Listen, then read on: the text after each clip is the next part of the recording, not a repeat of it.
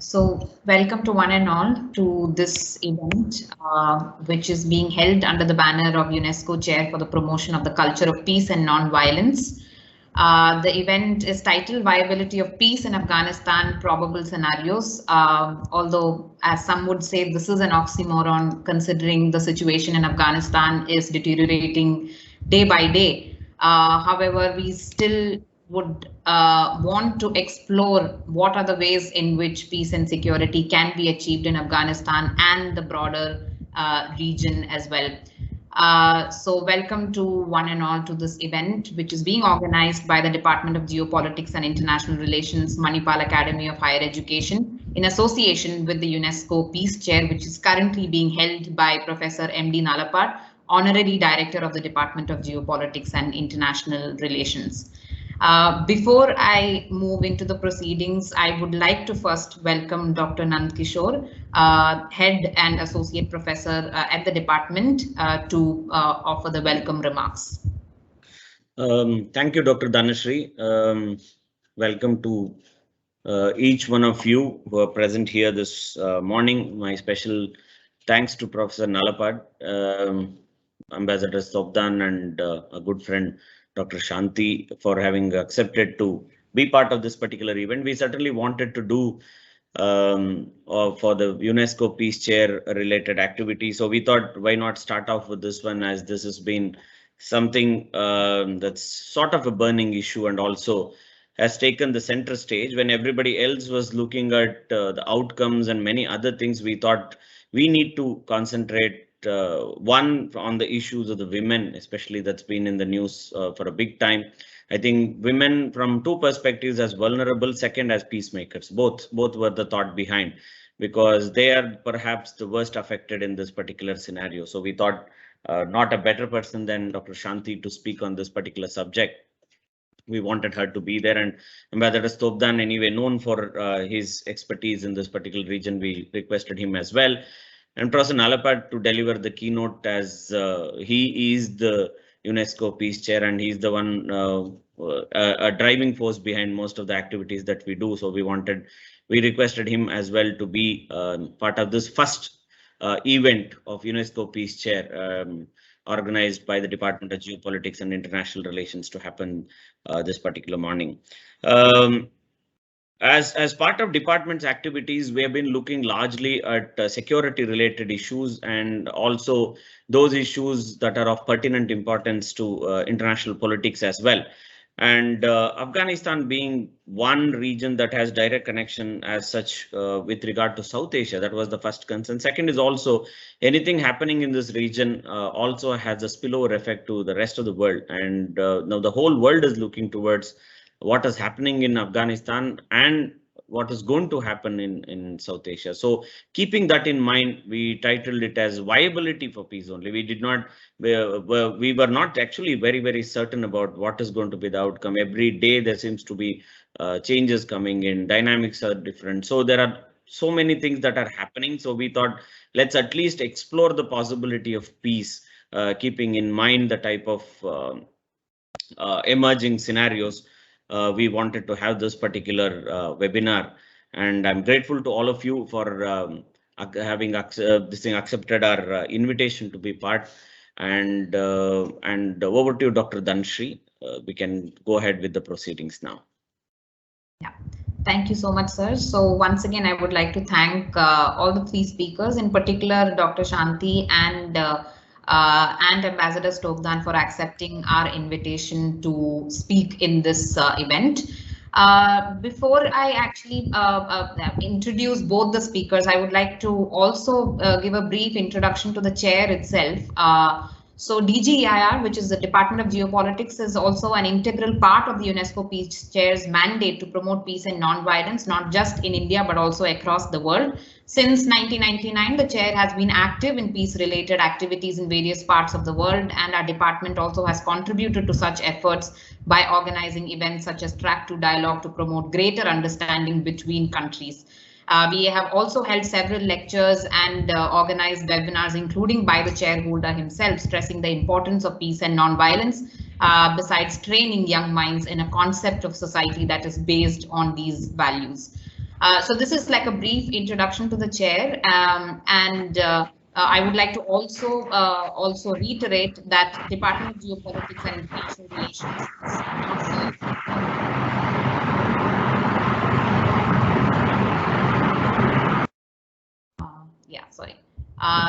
there was some sort of disturbance. So I would like to also reiterate that apart from Department of Geopolitics and International Relations, we also have other departments at the university which are affiliates to this chair, including Manipal Center for European Studies, Manipal Institute of Communication, Gandhian Center, as well as Manipal Center for Humanities. So we have a number of affiliates who will also be part of this event and will be contributing to the chair's activities as we move ahead.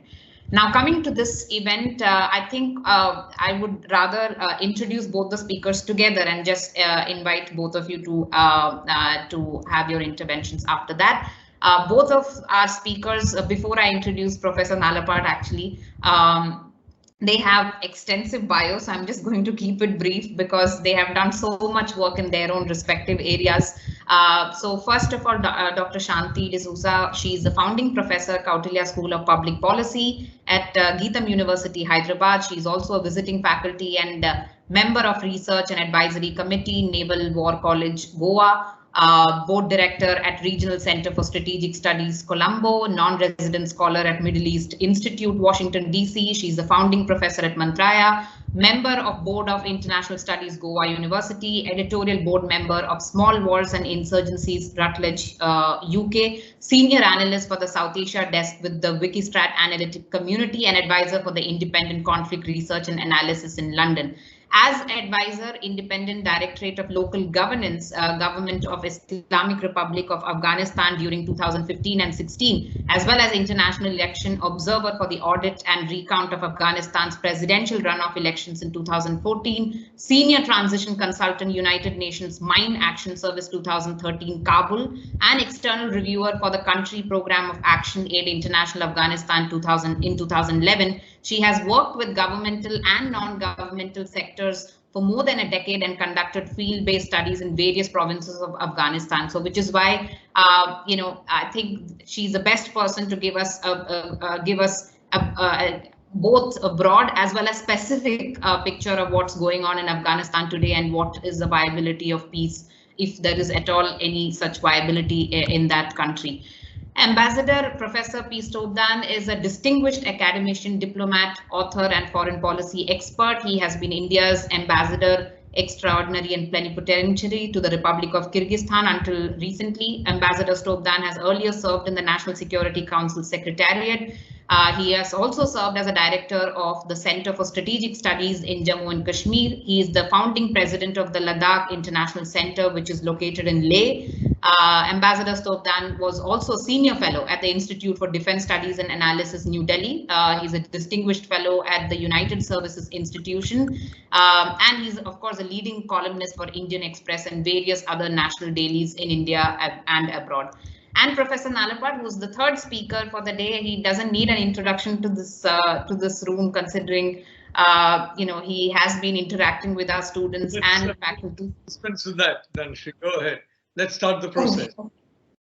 Okay, sir. Yeah, thank you. So he is going to be the keynote speaker for the day. So we will start with the proceedings and we will start with the interventions by our three panelists. First of all, I would like to invite upon Dr. Shanthie Souza to talk about, in particular, of course, broader security perspective and also talk about the status of women in Afghanistan, considering this is probably, this is one section of the population which is the most affected right now as far as this war is concerned. Over to you, ma'am. Thank you for that kind introduction and a long introduction as well. Could have been shorter, but thanks anyways. And also at the outset, it's a great opportunity to be part of this forum, especially with Manipal Academy, because I think it's very close to my home and also close to my heart. And Afghanistan is my second home, and talking about Afghanistan is what keeps me alive and kicking. So a lot of things happen in Afghanistan. Some of them have been very disturbing and distressing, especially the fact that we saw the rapid takeover by the Taliban. which in a way was not anticipated, but at the same time, some of which was known. Because if you look at the security situation from 2014 till now, it was rapidly deteriorating. There were reports about how Taliban was making advances, and most of them were exaggerated by the media in the sense of the reporting done by the international media of the capture of the territory by the Taliban, which worked to the advantage of the Taliban.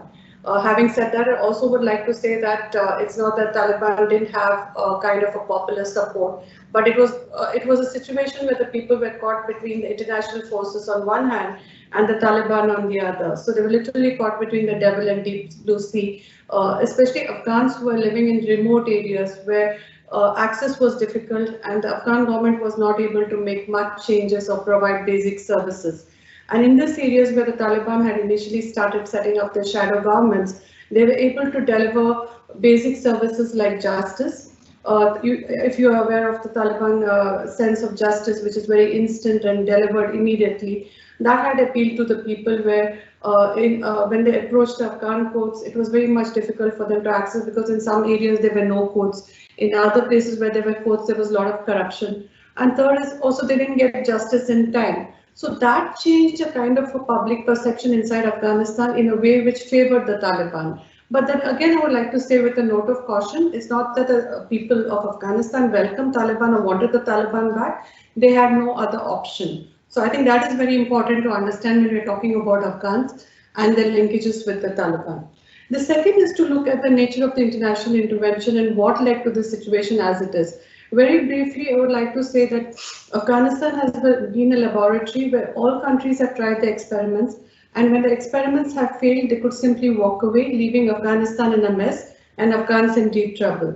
And that's what we saw from August 15 when Taliban captured power. There was a kind of situation where we see a kind of humanitarian crisis of sorts, which was very disturbing because every country knew that this would eventually occur, but no one was really prepared. Or I would say they didn't want to really prepare for such a scenario. And that's heartbreaking because in the last 2 decades of the international intervention, you might have heard a lot of negative images and stories about Afghanistan. But from my travels and interactions, I would like to say that there had been progress. Though the progress was fragile, we did see some kind of progress, especially when you're looking at in terms of the women's rights, the minority rights, and also the fact that people could take on a modern way of life of going to work and doing things which a normal individual does elsewhere in the world. And that occurred because after the attacks on American homeland on 9/11, the US military intervention brought about some change in the way of decimating the Taliban. But on the other hand, it didn't actually build the institutions which we were looking at. So different countries invested a lot in terms of blood and treasure, especially US, which was deeply involved in Afghanistan through various mechanisms and strategies.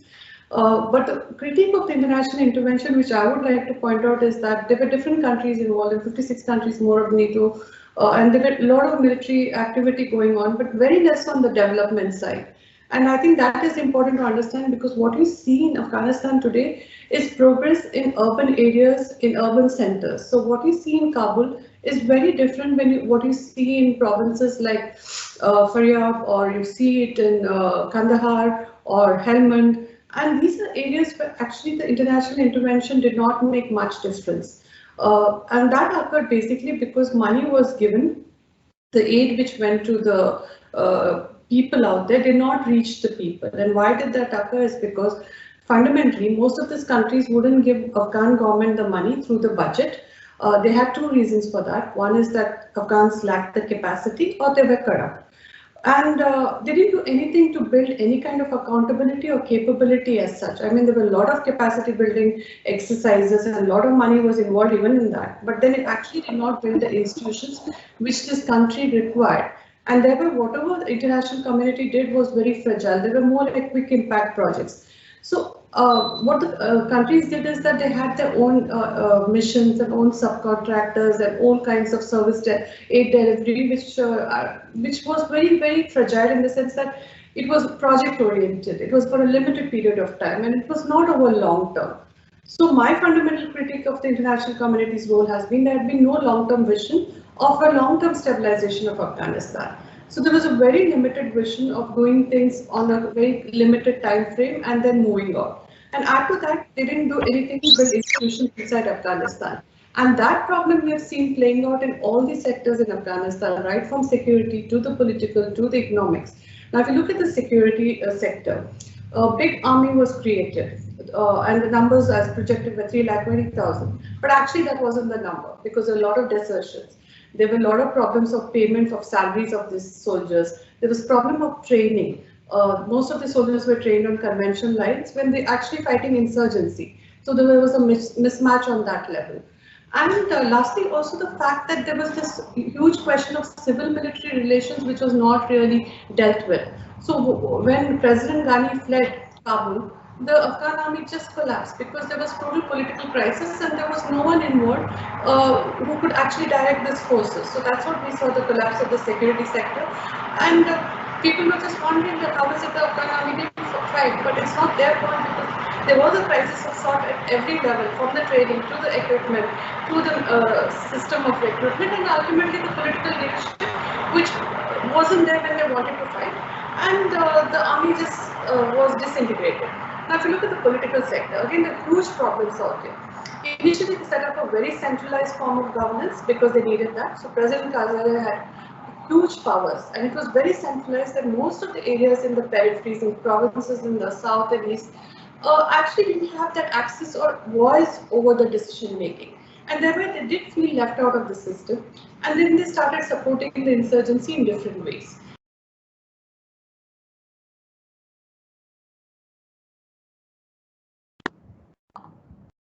So, sorry, ma'am, you are unmuted. Sorry, you're muted. Can you unmute yourself? Okay. Did you miss me for much? No. Just okay. a couple of seconds. Yeah. So when you look at the elections which were held, every election, the presidential elections, there was this whole idea that there's going to be fraud, and people were aware that there would be fraud. But still, the international community went ahead with those elections. What did they do? They actually did not build on the legitimacy of the government. A classic example is what happened in 2014, and I was an observer there. So there were these two contenders, Dr. Abdullah and Dr. Ghani, and there was this fraud-marred election which was played out in a way that the election results weren't announced. And the Americans brought about this experiment of having a national unity government, of having two opposing contenders come together in an experiment which they called the national unity government. There was no national unity, and at least there was no government. So when I worked in Kabul from 2015 and 16 in the governance, in the ministry, none of the policies were able to be passed because there was so much difference between both the camps. And also the fact that there was no emphasis on policy, it was more about getting money and spending it or not spending it. That was the idea behind most of what was occurring inside the Afghan government. And President Ghani, given the fact that he's an academic, he's written a book called Fixing Failed States, actually couldn't fix his own country because he was too much into micromanagement, and Afghanistan needed a different form of governance. So the centralized presidential form of government combined with this fraud-marred elections actually undermined both democracy and also the legitimacy of the Afghan government. And so from 2014 onwards, we did see that lack of credibility of the Afghan government playing out in many ways. And externally, what did the US do with the peace agreement? They went ahead reaching out to the Taliban and setting up an office in Doha and mediating a peace agreement which was finally signed on February 2020 in Doha between the United States and the Taliban. And there was no involvement of the Afghan government. So if the government is not involved in a peace agreement and is being imposed on them, especially on conditions and terms which are not favorable to them, like for instance, release of 5,000 prisoners of the Taliban, which President Ghani and Vice President Sadiq opposed. But they had to, because the Americans were controlling everything. So, and then they released it. This also in a way played a factor of demoralizing the Afghan army. So you arrest somebody, you put them in jail, you release them, and then you are not supposed to fight them. So what is the army supposed to do? So you see the things playing out of how it had affected the morale of the army. It's not that it was just a ragtag army, as projected by the international media. It was a professional army. It had the potential, but gradually it was undermined, both in terms of the international community's role and also about the Afghan leadership. Now, quickly, if you look at the economic sector again, here again, like the military, there was no unified vision. Every country was spending money. There was no accountability of how they spend money, except the fact that they had a checkbox. Okay, this project done in this province, this project done in that province. Now, if you look at whether those provinces really needed the projects, that's questionable. Because in areas I went to, if, for instance, someone wanted access to drinking water and they're setting up a school. Now, it's not that school is not important, but people need drinking water. And then you set up a school and you don't have a curriculum, you don't have teachers, and you don't have anyone going to school. So what does it end up as? Ghost projects. So most of them ended as ghost projects. In addition to that, you also had these countries doing own projects not integrated at any level. So there was no integrated business plan. For example, you set a factory and the women are able to produce some tribal artifacts, carpets and all of that, but they have no access to markets. So how will they get their revenue? So there was a huge crisis inside Afghanistan of their own revenue generating mechanisms, setting up small and medium enterprises, having employment opportunities. Nothing of that was done on a sustainable basis. I'm not saying that it wasn't done, but it was not sustainable, and that was the gap. So thereby, the farmers went back to poppy production. Poppy production helped the Taliban, and they got funding from this kind of crop. And this gradually areas started falling under Taliban influence with all of this upgrade. So if you look at every sector inside Afghanistan, I mean, I can talk about it in detail if there are questions on this. There was no unified vision, there was no long-term vision, and no one looked at long-term stabilization inside Afghanistan. So this led to a crisis, and the writing was on the wall from February 2020 till now that things are going to go this way, that the Taliban are going to come back to power in some form. So any of us were prepared for that. It was generally an idea that the Americans will be there, they'll extend their deadline, so things will be okay. It didn't matter that Afghanistan was going through so much of violence, and there was a stalemate which had developed, which was working to the advantage of the Taliban, and no one was able to counter that or to put Afghan government on the forefront and strengthen the Afghan government's capacity and the legitimacy that it would be able to sustain the gains of the last 2 decades. So I think I'll stop there because I've laid out the area in all these sectors and brought to your attention areas where I think we should have focused on and we can still focus on. But in terms of future, I think when you're looking at peace in Afghanistan, and that's the topic we were looking at, in terms of peace, I don't think peace will return to Afghanistan for some time. There are many who think that Taliban will be able to control and bring some order inside the country. That will be very momentary because the Taliban doesn't intend to continue with the images showing now of being a very moderate and modern force ready to engage the international community. It's basically because they need funding. They also need to sustain their governance. They don't want opposition inside the country. So they're, for tactical reasons, showing a very moderate face, but that's going to change. And the important question which is raised to me in terms of women's rights, and which is very close to my heart, women have been in the forefront of change in Afghanistan. And these were groups, women who had come out with a lot of bravery and courage and optimism for a future because they didn't want the country to go back to war. And unfortunately today we have left them in that situation. And that's very heartbreaking and also disappointing because women actually had, if you look at the provincial councillors in Kandahar, a lot of these young women age group of 25 and 30 who had come to join the parliamentary system and be a part of the government, and they had taken a lot of risk. And today we are left them where they are.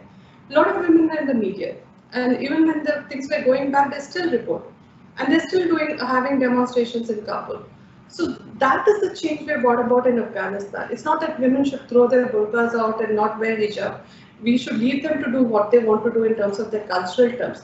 But in terms of their rights and their own aspirations, I think that's where the international community will have to protect them. Because I see women as change makers. I also see women as peacemakers. And if you have to bring peace in Afghanistan, we have to consolidate and give that platform for the women to take on a larger role in bringing peace in Afghanistan. I think I'll stop there. I've exceeded my time, but thank you for listening.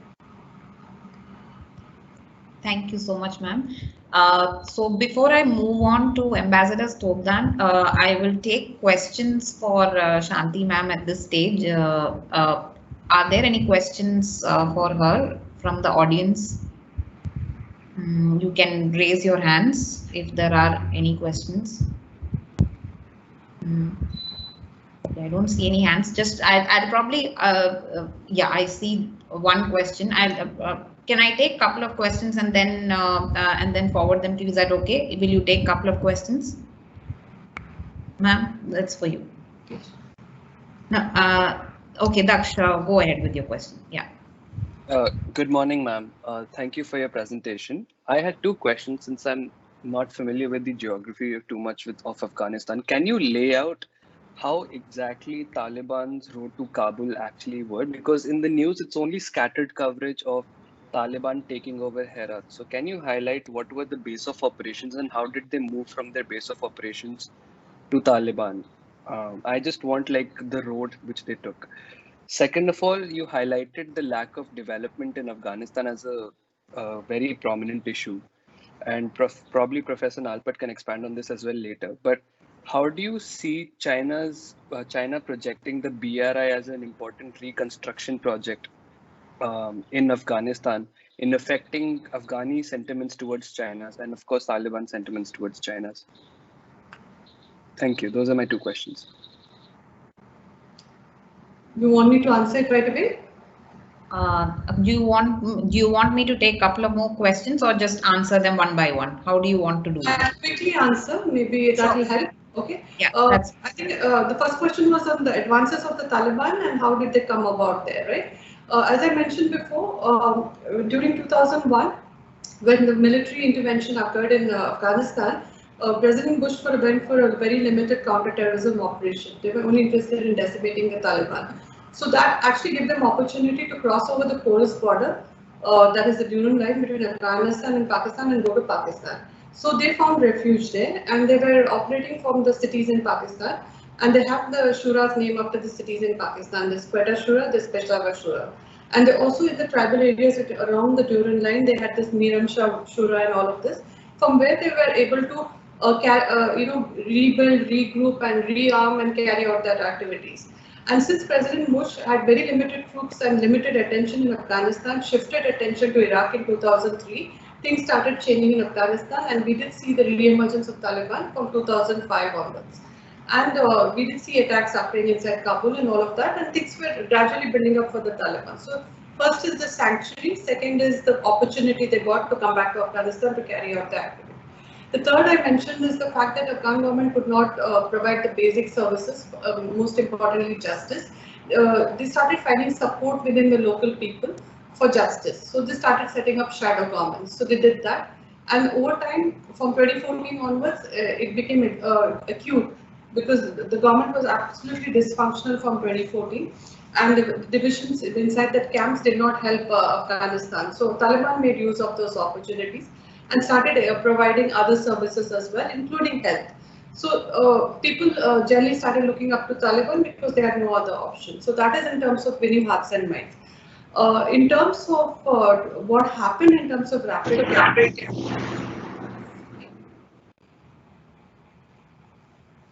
Sorry.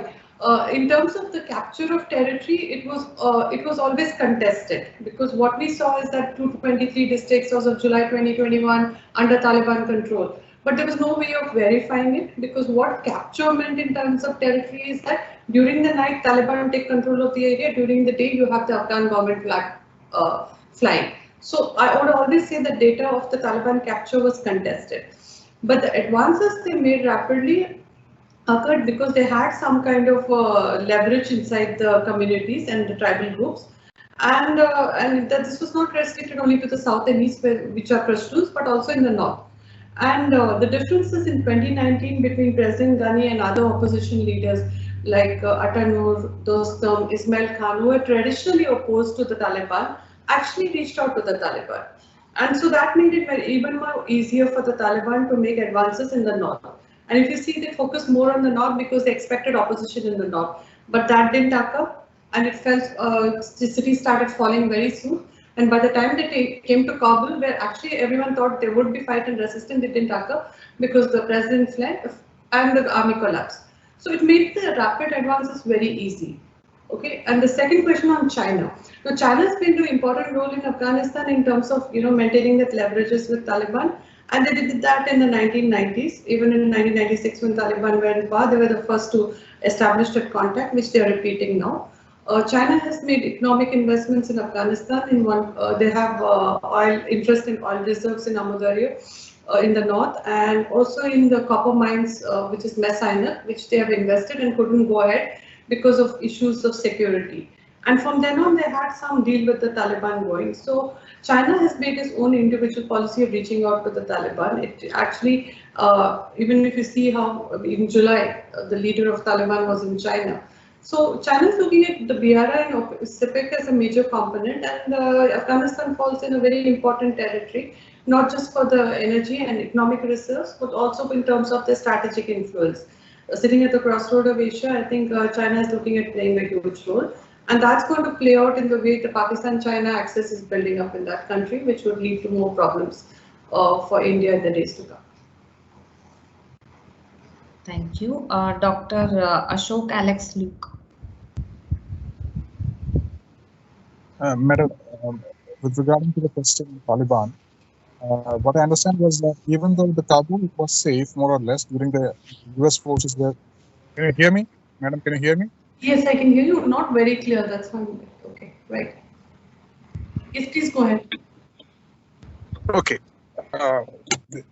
Comparatively, Kabul was safe during the presence of the US forces, but still, we had a huge presence of Taliban in the Kandahar province, even when the US were there in the United States, I mean, in Afghanistan. So what do you think is the reason why the United States were not able to completely eliminate the Taliban from Afghanistan? I mean, they were pulled back from Kabul, but still they had many presence in various parts of Afghanistan. After being 20 years, why they were not able to completely eradicate them from the whole country? What do you think is the reason for that? Well, I think they were not present in Kandahar initially, but so just a factual correction. But reasons I mentioned is, one is the fact that any insurgency which has sanctuary and external support continues, and they had support from Pakistan. So the sanctuaries they had inside that country, the support they had in terms of the leadership, the Quetta Shura, which is the leadership of the Taliban, was based in Quetta. The Peshawar Shura, which is the military arm of the Taliban, was based in Peshawar. The fighters, the training and all occurred in Miran Shah Shura, and it was all inside Pakistan. So for one, the insurgency continued because of external support and sanctuary. Second, the domestic conditions inside Afghanistan, which I talked about. It was not just a lack of development, it was also the political legitimacy of the Afghan government, which was really not built by the international community, nor did the Afghans pay much attention to it. So over time, it gradually worked to the advantage of the Taliban, who had this saying that this is a puppet regime, this is a corrupt regime, it cannot win elections, it doesn't have the legitimacy of the people. That worked to the advantage of the Taliban. And thirdly is the divisions inside Afghanistan, which played out because of the highly politicized nature of the way the elections were held and the way the international community involved themselves in Afghanistan. For instance, when you're looking at US counterterrorism approach and in Afghanistan, they actually funded and strengthened those warlords and regional commanders when you're actually trying to build a democratic institution. So these tribal structures, these feudal structures, those patronage systems remain intact. They were not broken down. So you can have elections and democratic experiment at one hand, and you strengthen the patronage systems, and then you talk about you don't want corruption in Afghanistan, you want accountability in Afghanistan. It simply doesn't work, because in my work, when I was looking at local governance and trying to build in accountability from bottom up, which is downward accountability, simply didn't work, because most of these people are appointed by these regional commanders. So you don't have accountability, you don't have any incentive to do better work in that country.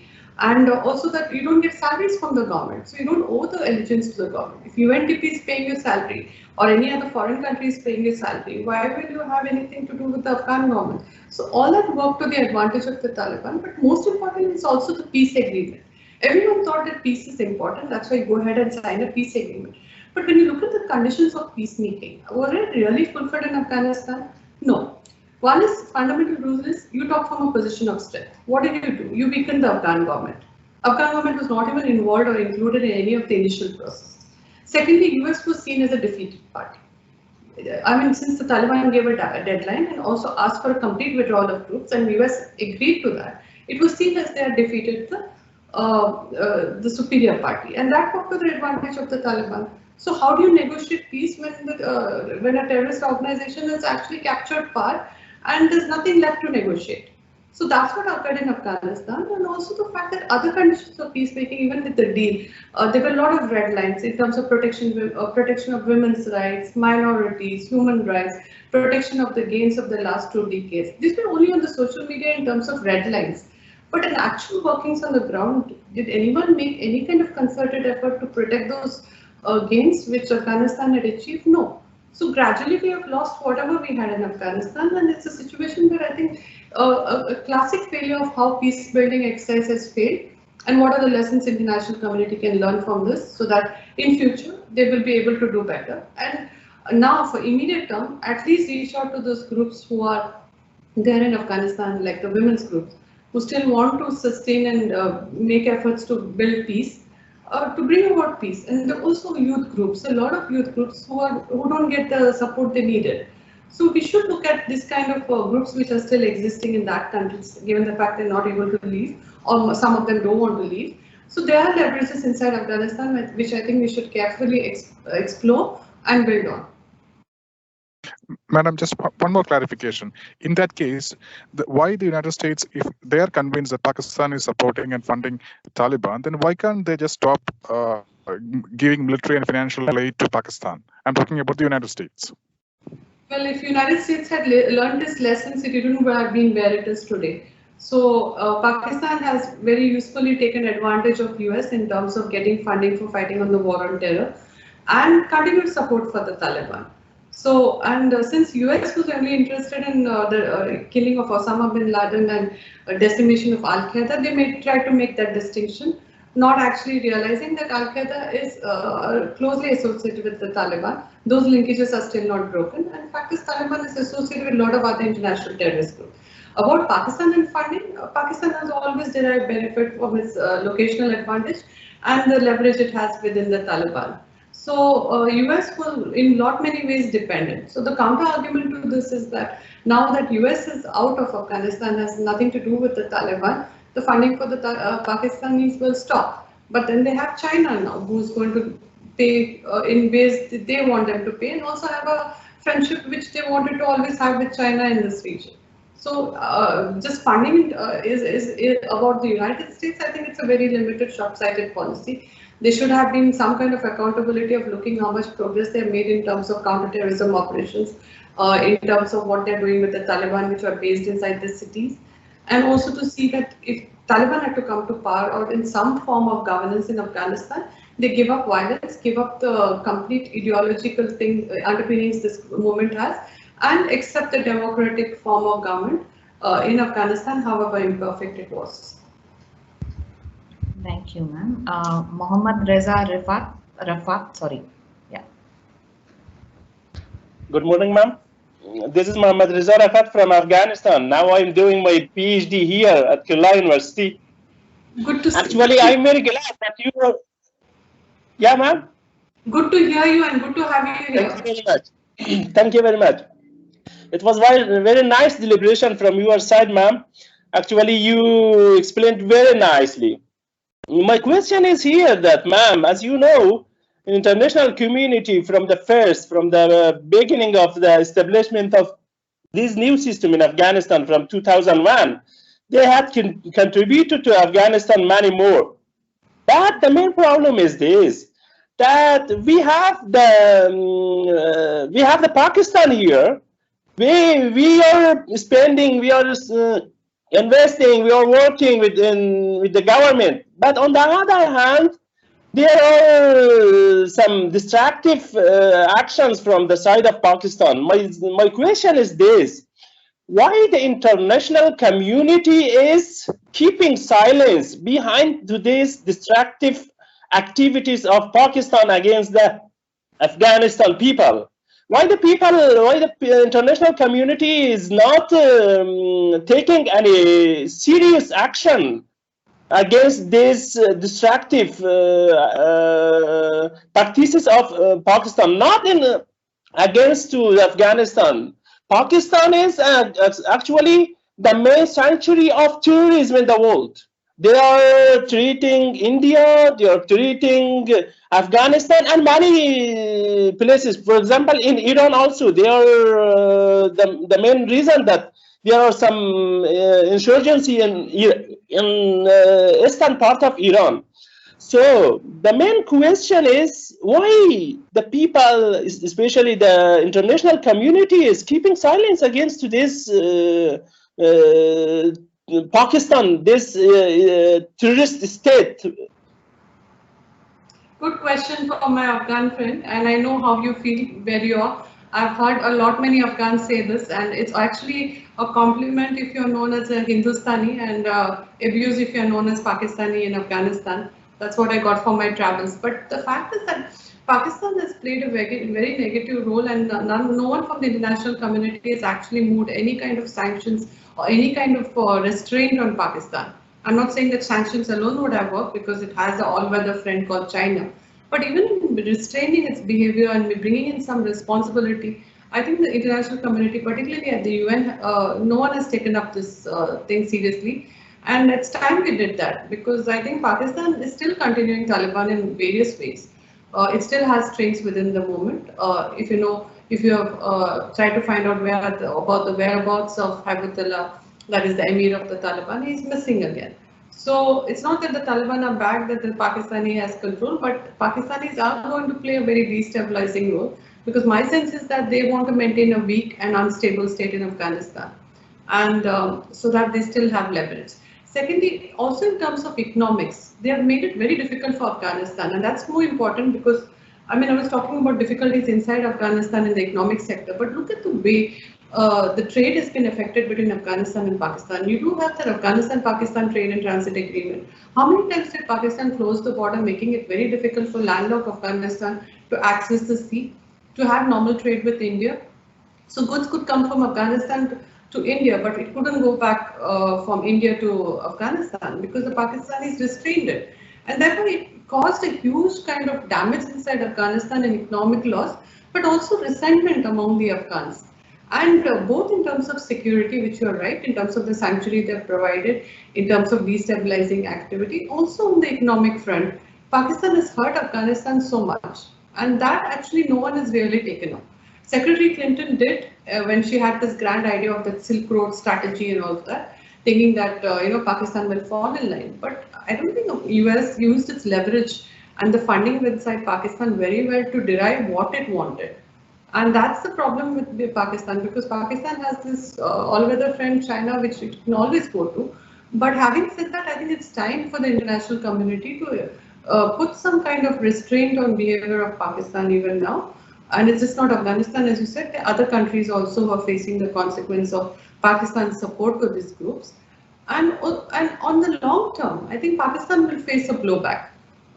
These groups which are emboldened today and are captured in territory in Afghanistan, they could do that in any part. It could be inside Pakistan someday, and that's when it will be a case of classic blowback. So Pakistan has to also pay caution to that, and the international community also has to pay caution to the fact that if these terrorist groups are able to actually take over territory and someday capture power or radicalize a certain segment of the Pakistan army, then what would happen? Because Pakistan is after all a state with nuclear weapons. So I think that's where I think international community we should have a long-term vision of what it wants to do in Afghanistan, but more importantly with Pakistan. Ma'am, with your permission, can I just take a couple of questions together so that I'm not taking too much of other panelists' time and the seminar. These will be the last two questions. If that's fine with the audience, we can reserve the questions for the other panelists also later on. So I'll invite Avisha to ask her question. After that, Trifine Fonseca. So Avisha, go ahead. Yeah, thank you, ma'am. I'll just make it quick. I just have two questions. Firstly, I just wanted to ask you if you could sort of elaborate on the relation that Afghanistan has with its neighbors, and I mean the Central Asian countries, because from what the news says, there has been certain amount of hostility between Afghanistan and Uzbekistan and Turkmenistan, and there's a terrorism angle to it as well. If the international community thinks Afghanistan is like a transit area, why why is there so much of antagonism between its neighbors when they can just, I mean, other than the terrorism angle, is there a reason why there's so much hostility between them? And secondly, could we like develop a framework internationally through UN, like for UN peacekeeping forces and all?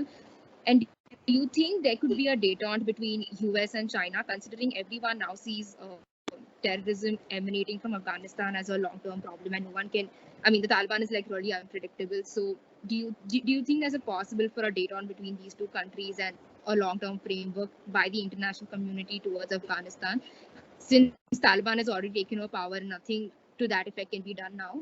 Is that possible?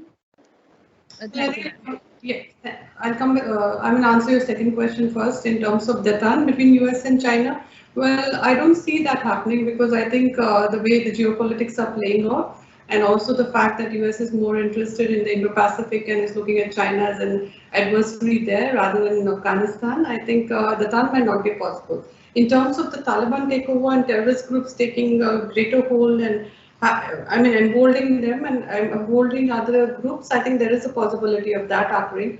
And that still would not lead to a situation, I think, where US and China would come together. China has made its own deals with the Taliban and has ensured that it will not affect even its restive province of Xinjiang.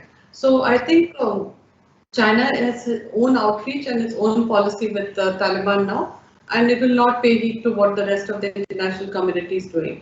So I think it's for the rest of the international community, particularly India, who has the chair at the UN Security Council, to take more resolutions and put forward more frameworks by which you can see that peace and stability is ensured in Afghanistan, even with the fact that there's a Taliban takeover of power now. I mean, there are certain areas where India can play a role in terms of having an alliance of democratic countries to protect the democracy in Afghanistan. And I'm saying that because the Vice President, Mr. Saleh, who has found a base, his original base in Panjshir, along with Amit Shah Massoud's son Massoud, are building up a kind of opposition. I wouldn't say resistance because Saleh is the Vice President and he still remains so. He's still a legitimate Vice President of the country. So we don't want to say that it's opposition or resistance for the sake of saying. So I think we have to make some kind of outreach to see that this group which exists is strengthened and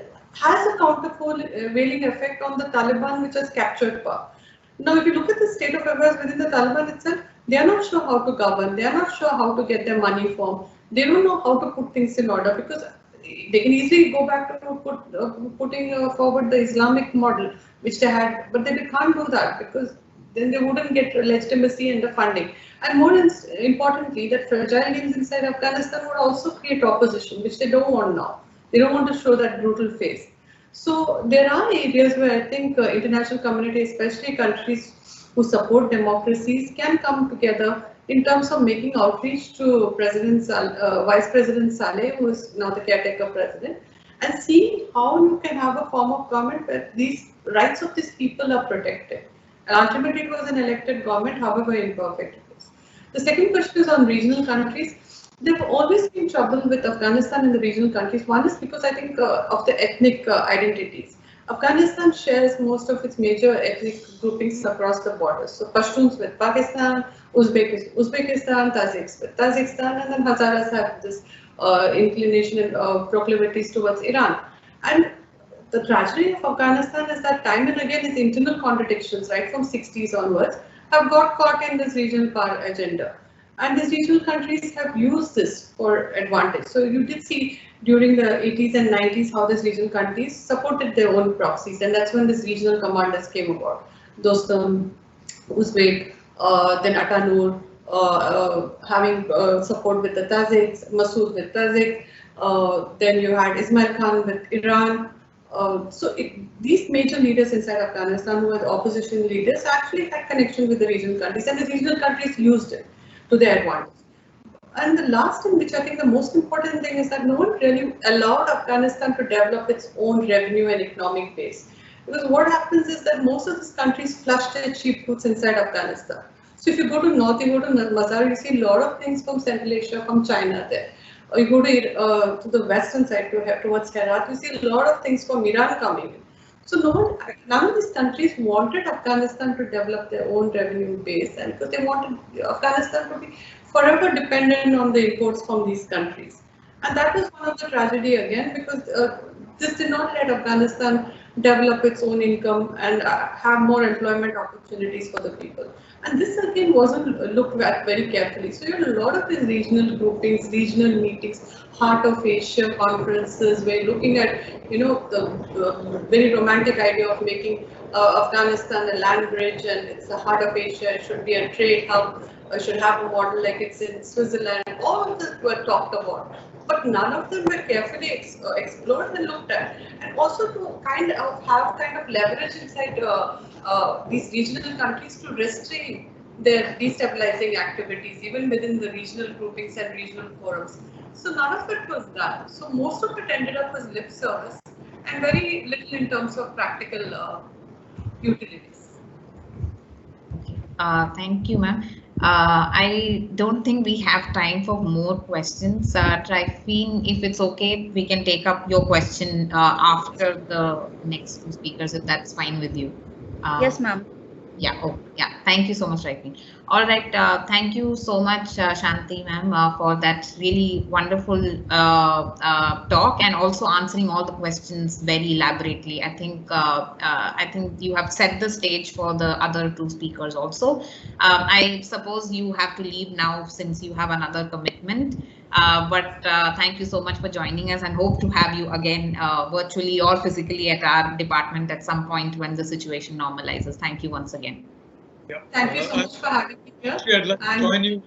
I was also delighted to hear this presentation, especially the replies to some of the very good questions that were asked.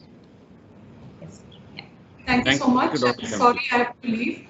I would have loved to stay a little bit longer, but Afghanistan has been so important that a lot of other things are occurring. But I really enjoyed this conversation. And if you have any more questions, please do email me. And just to follow up in terms of, please send a recording. I would definitely like to know what Professor Stobdan has said, because he's the expert, especially when it comes to the Central Asian and the Afghan connections, and also to what Professor Nalapat is going to talk about. So sorry to miss this, but glad to have been a part of this, and look forward to carrying on this conversation. Thank you.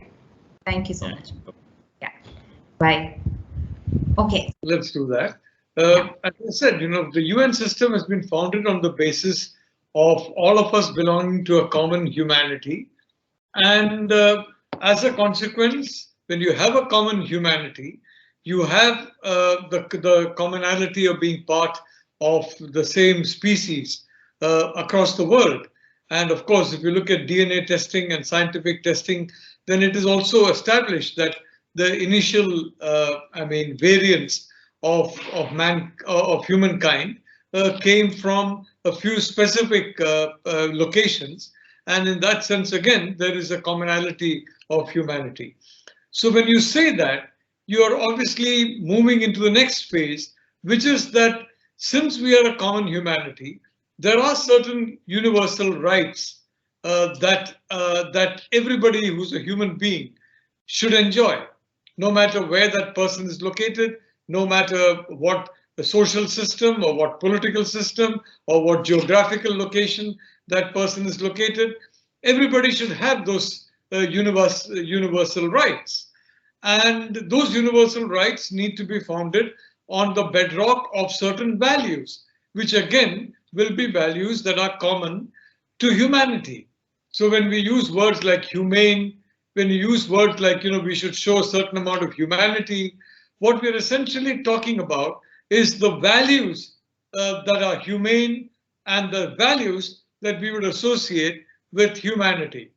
And that is the reason why it is important to understand that whether it be Afghanistan, whether it be India, China, Pakistan, United States, any part of the world, this essentiality of, if I may say so, all of us belonging to a common humanity, all of us therefore having certain universal rights based on certain universal values, that is the foundation of the UN system. So if you have a country, for example, and there is one particular country that's a permanent member of the UN Security Council that goes and says, You can't, you must have different standards of rights, different standards of values. You can't have the same rights and values.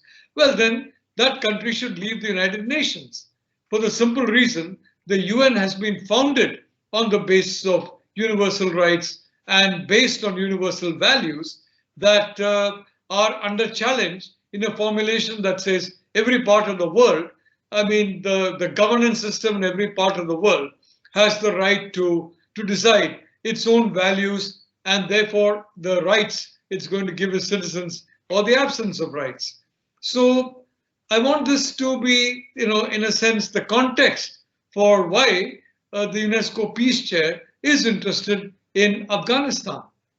And may I say that, Afghanistan, I mean, frankly, from the 1980s onwards, there was a huge error of judgment on the part of the United States in particular.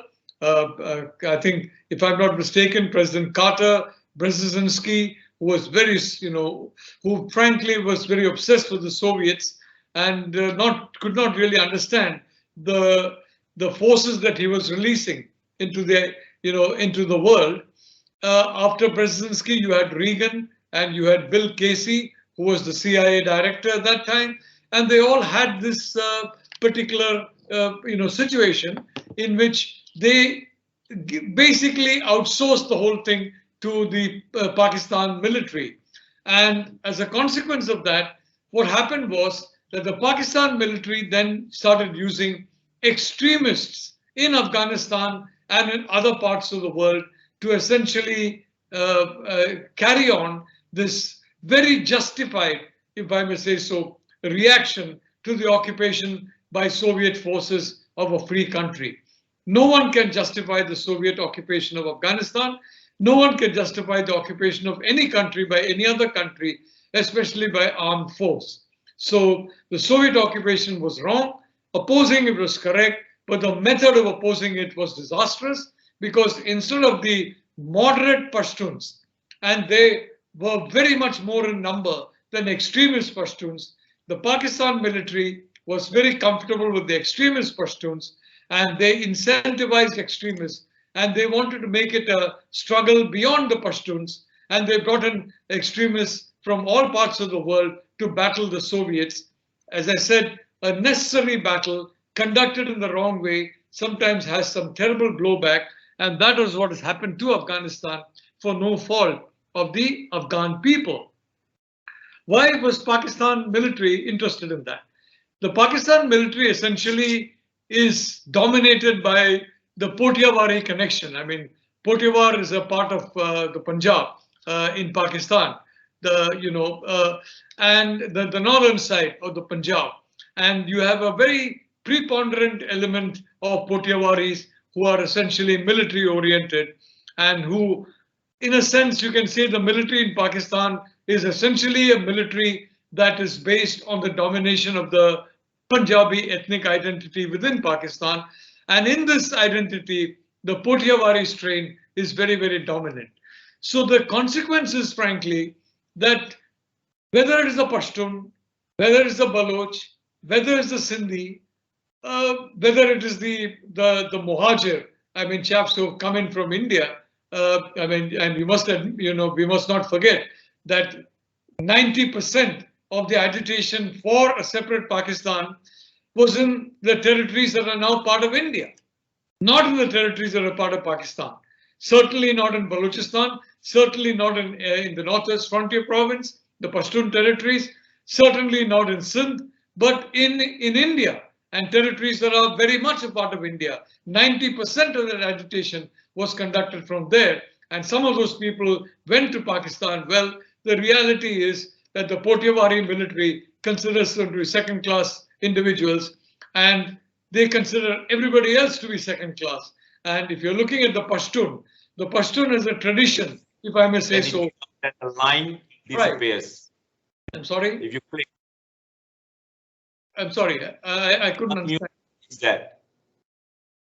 Is there a problem with my voice? Hello? No, sir, it works okay, sir. Yeah.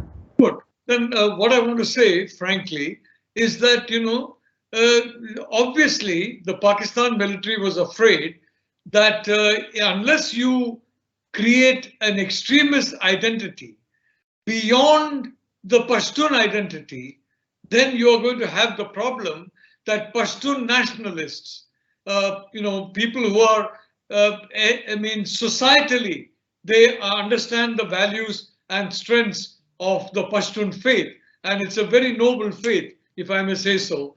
Well, they are going to believe that why should an artificial Durand line ever divide a proud people? And both sides of the Durand line need to come together.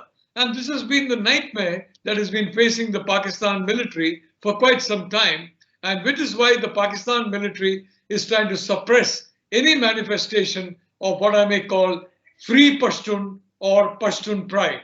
They would like to replace the free Pashtun with the captive Pashtun, Pashtuns who are captives of Pakistan and now China. And they would like to replace Pashtun identity with extremist identity that they believe will in a sense, wipe out a lot of the elements of Pashtun identity. Fortunately, that's not going to happen. And the Taliban ruled for a very short time, and they were, in that experimental stage. But today the Pashtun identity has very much come back. And if I may say so, the free Pashtun identity has come back. Now, judging from the researches that I've been conducting, judging from the sources that I have been in contact with, there are 6 groups in the Taliban. And of those 6 groups, 2 of them are, if I may say so, linked. I would almost use the word, I would say strongly influenced. I do not want to use the word captive. It's got some emotive connotations, but strongly influenced by the Pakistan military. One particular group is strongly influenced by China. The Chinese can be very generous people. The CCP can be extraordinarily generous if you follow their instructions. And this particular group, the leadership certainly believes that there is a lot for them to gain in following the instructions of the CCP, and most specifically the CMC and the PLA. But 3 of the 6 groups in the Taliban are still free Pashtun. Now you have discussions that the Taliban has got Tajiks and Uzbeks, etc. Well, it's essentially a Pashtun force. But even among the Taliban, you have, in a sense, more than, if I may say so, about the 3 of the 6 groups in the Taliban are independent of China, independent of Pakistan, and this is going to create a lot of problems in the joint Sino-Pakistan effort to ensure that the Taliban basically follow the line that is convenient to the Sino-Pakistan alliance, especially relating to, for example, India. So, and a very important factor also, the Pakistan, the 2 groups in the Taliban that are linked to Pakistan and the group that's linked to China, essentially they're older people. The younger people, by and large, overwhelmingly are in the 3 other groups that are independent of the Sino-Pak nexus and that are what I would call free Pashtuns. I've called them free Pashtuns for some time, and I again say free Pashtuns. And free Pashtuns are talking about the Pashtun identity, which is something we need not worry about because the essential Pashtun identity is a very syncretic identity.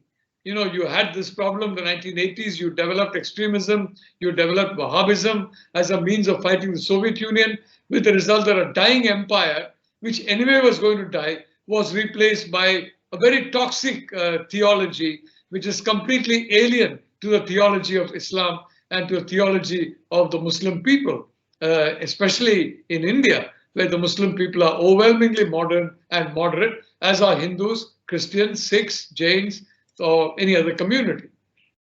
So I want to say that because this is the context in which what is happening in Afghanistan is taking place. Now, you could do, you could do a conference of an entire day on exactly how the Taliban was able to reproduce what happened in 1996. 1996, Bill Clinton, rolled out the red carpet, and President Clinton escorted them to the gates of Kabul and allowed them to rule. It was entirely a US enterprise, and the Clinton administration was behind it. This time also, I'd like to say, in large part, let's be honest, the Taliban is now in power in Kabul because of what I may call the Trump-Biden policy of installing the Taliban in power. Trump-Biden followed that policy quite clearly, and it is, if I may say so, if I had some gratitude and if I was part of the Taliban, I would set up platinum statues of Trump and Biden, because these are the founding fathers of the Taliban state, the new Taliban state, just as Bill Clinton was the founding father of the Taliban state. And I mean, I have gone to some parts of Kashmir where you have insurgency in the 90s, and there was a photographs of Bill Clinton there, because they saw Clinton as the individual who would kick the India out from our state of Kashmir. And there were photographs of Clinton in some of the homes of some of the people linked to Pakistan and other groups that I was fortunately able to visit. And may I say that they were very civilized to me, and except for the fact that some of them had a very, they were Kashmiri. And the problem in Kashmir is that they love sweets, and they feel that, if you like being with them, you must consume as many sweets as possible. And I've never had a good tolerance for sweets, but I was supposed to mask that in my stays in Kashmir and take a fair amount of sweets back in the 90s when this insurgency was going on. And of course, it's no longer the case now.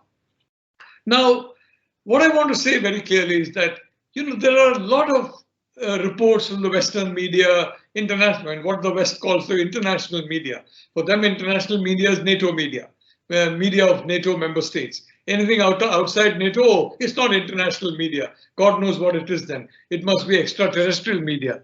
I mean, the media in India, for example, must be extraterrestrial. It can't be international because it's certainly not part of NATO. But the reality is, I mean, it's very hard to put a number. I'd like to put a number in the sense that I've done a lot of, mathematical statistics has been one of the foundational elements in my education. I'd like to put a number on that, but I would say easily about 80 to 85% of the money that's been spent by the NATO member states in Afghanistan went into the pockets of citizens of the NATO member states. We are talking of essentially, there's a lot of so-called corruption in India, corruption in Afghanistan, corruption here, corruption there. Well, the reality is that in India, Pakistan, etc., you have this colonial system in which you breathe, and it's against the rules. And unless a government official gives you permission to breathe, permission to drink water, permission to speak, you can't do all that. So everything is considered to be illegal, if I may say so, unless you are, given permission to speak or whatever it is. But the Western world is fortunately a little more practical. I think we should be more practical. And what we call corruption is completely legal there.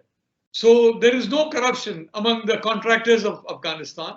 There is no corruption among the US and mainly US, if I may say so, contractors. Then you've got Belgians and Dutch and Spanish and Italian and God knows what else, all kinds of contractors there. And about 80 to 85% of the money that's gone into Afghanistan has gone into the pockets of these contractors and therefore gone back to the United States in some form or the other. So this talk about 2 trillion or whatever that's been spent, about 1 point whatever trillion, 1 point maybe 6 trillion or something at least, has gone straight back to the countries that donated that 2 trillion. So don't feel too sorry for them. It's actually a sleight of hand. What we call corruption, they have legalized. I think that's sensible. And I think we should be a little more sensible about legalizing a lot of things that you cannot stop, but need to be legalized. But of course, I don't know when we are ever going to do that. I hope we do that soon. Now, what I want to say very clearly is that, I'd like to frankly hear Ambassador Stobdan speak, and I hope that he's gone back to this thing. But I'd be happy to take questions from our students and others who are here. But I want to say that you must understand that there is no difference between the Taliban, Al-Qaeda, ISIS, ISIS-K, ISIS-A, B, C, D, E, F. I mean, you've got now alpha, delta, beta, gamma variants of a particular virus that was essentially boosted in the Wuhan laboratory. And as expected, I mean, Joe Biden did not have the nerve to really say who was responsible for that. So you have, you have a Fauci kind of report, which is neither here nor there. It's neither fish nor fowl, which basically means it's nothing. So you have that kind of a report coming out of the United States, which is a disgrace to the United States. But then the United States has been disgraced ever since Donald Trump betrayed the Kurds. I think that was in 2019 or something. And after that, betrayed the Afghans. And Biden betrayed the Afghans, squared, if I may say so, by this very cowardly and craven scurrying away from Afghanistan that has severely damaged the image of the United States and the ability of the United States to have security for itself and for the rest of the world. And essentially those who thought that the United States was a valuable security partner, it's very difficult to imagine that the United States can ever be a valuable security partner so long as you've got a commander-in-chief like Joe Biden in charge, which is going to be the case for the next 3 years. Having said that, I want to say why this so-called ISIS-K, Khorasan, the Taliban are completely sold into the Khorasan concept. Al-Qaeda is sold into the Khorasan concept. ISIS, I don't know the difference between Daesh-K. I don't want to call it ISIS because nothing to do with Islam. Daesh-K or Daesh-A or Daesh-B or Daesh-C. I don't know the difference. You got these fancy, analysts who make, who are getting all these fancy contracts in the United States and other parts of the world, and some of them in different locations but the reality is they're all completely fervently committed to the Khorasan concept. And essentially that is to create a so-called territory run by the Wahhabis. And they believe that Wahhabism is the path to paradise. Now, frankly, I can't say that I'm an expert in any theology, but I have read the Holy Quran not once, but many times. And I think it's the Holy Quran is very clear that the only way that you can get through into paradise is once you land up there, and then the decision is made by Almighty Allah. I don't believe that any human being has been given any insight as to how to enter the gates of heaven or to be pushed through the gates of hell. And any group of so-called religious scholars, teachers, ideologies, theologies that say, look, this is the path to heaven. You follow this path, you'll land up in heaven. In my opinion, it is definitely flouting one of the main tenets of the Holy Quran. And that tenet is very clear that, look, the decision as to whether you will go to heaven or hell when you enter that particular aspect of afterlife is left entirely to the Almighty and not to any human being or to any other thing. But the Khorasan project is run by people who believe that they have the keys to paradise, in a sense. And unfortunately, I don't know if they really believe this or they're just saying this to get gullible people to come and to act as, in some pretty unpleasant ways. But this project is shared by the entire fraternity. And therefore, to say, as for example, poor Joe Biden is saying that, oh, the Taliban is different. Again, this whole thing, ISIS-K, for God's sake, Daesh-K. I don't know what this Daesh-K is and why it's K. Why it can't be B for Biden or T for Trump. Ideally, it should be called Daesh-T for Trump and Daesh-TB, maybe for Trump Biden. But the reality is everybody in that particular group, certainly at the leadership level, and a large part of the cadre, including the younger cadre who are free Taliban, they believe in the concept of this Khorasan, coming as the center point of global gravity. You have some people in the CCP who believe that the PRC is going to be a center point of global gravity. Well, they have a competitor because the people who are in the Taliban, etc., etc., etc., they believe that Afghanistan will be the center point of global gravity. And the Taliban's mission in life is to ensure that Afghanistan be recreated as the center point. After the 2001 collapse of the Taliban, this particular dream, this particular project was pushed into, if I may say so, out of the limelight.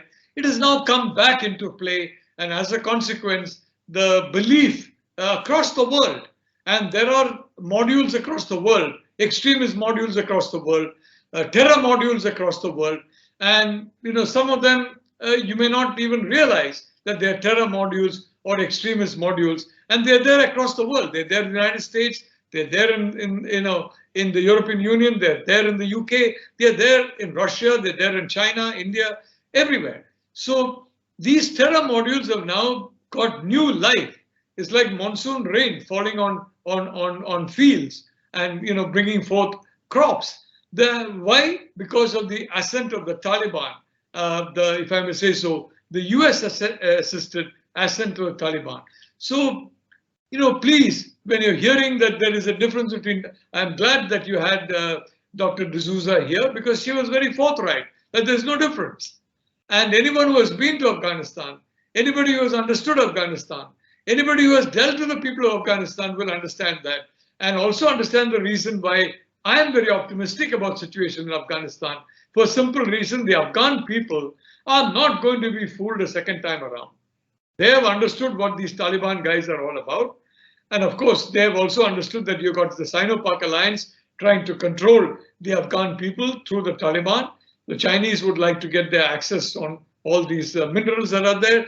Pakistan, I would like to ensure that Afghans fight the war for them. And I can tell you, as someone who has been to Kashmir multiple times in the 1990s, I've talked to people in the military who were dealing with the insurgency. I can tell you, they said very clearly that the Kashmiri people who became militant for some reason, well, their motivation was not very deep.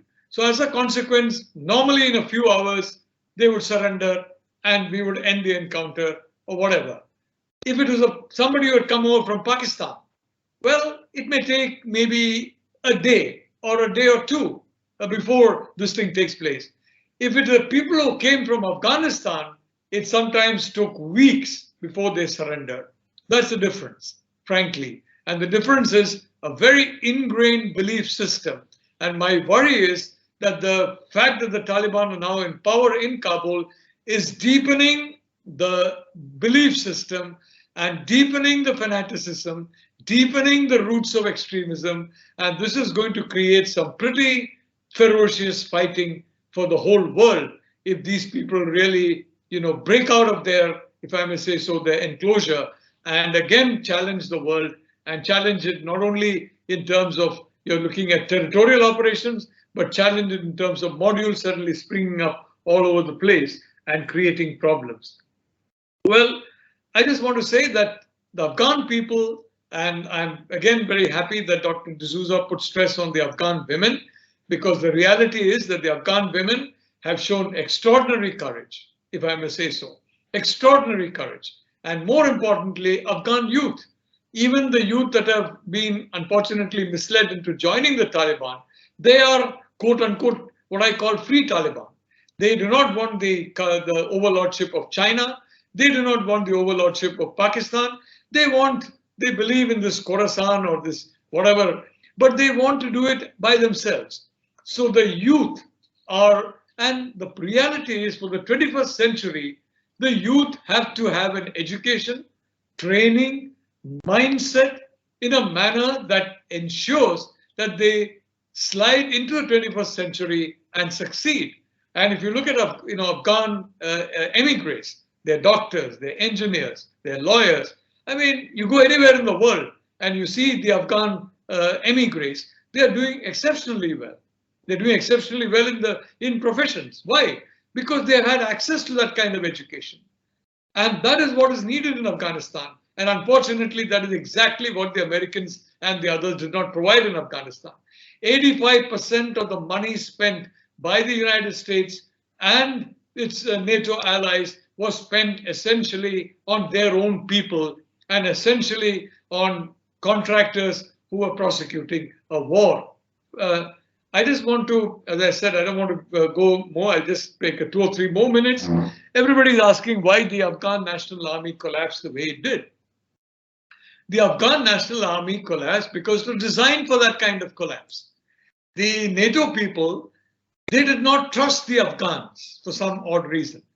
They did not have confidence in the Afghans. I mean, I'm happy to say, for example, the Taiwanese, they certainly trust the Taiwanese. They're given a fair amount of assets to the Taiwanese in terms of defensive and offensive capability, which is why I'm very doubtful that you're going to have a PLA attack on Taiwan. If it does, that is going to be to the very high cost of China.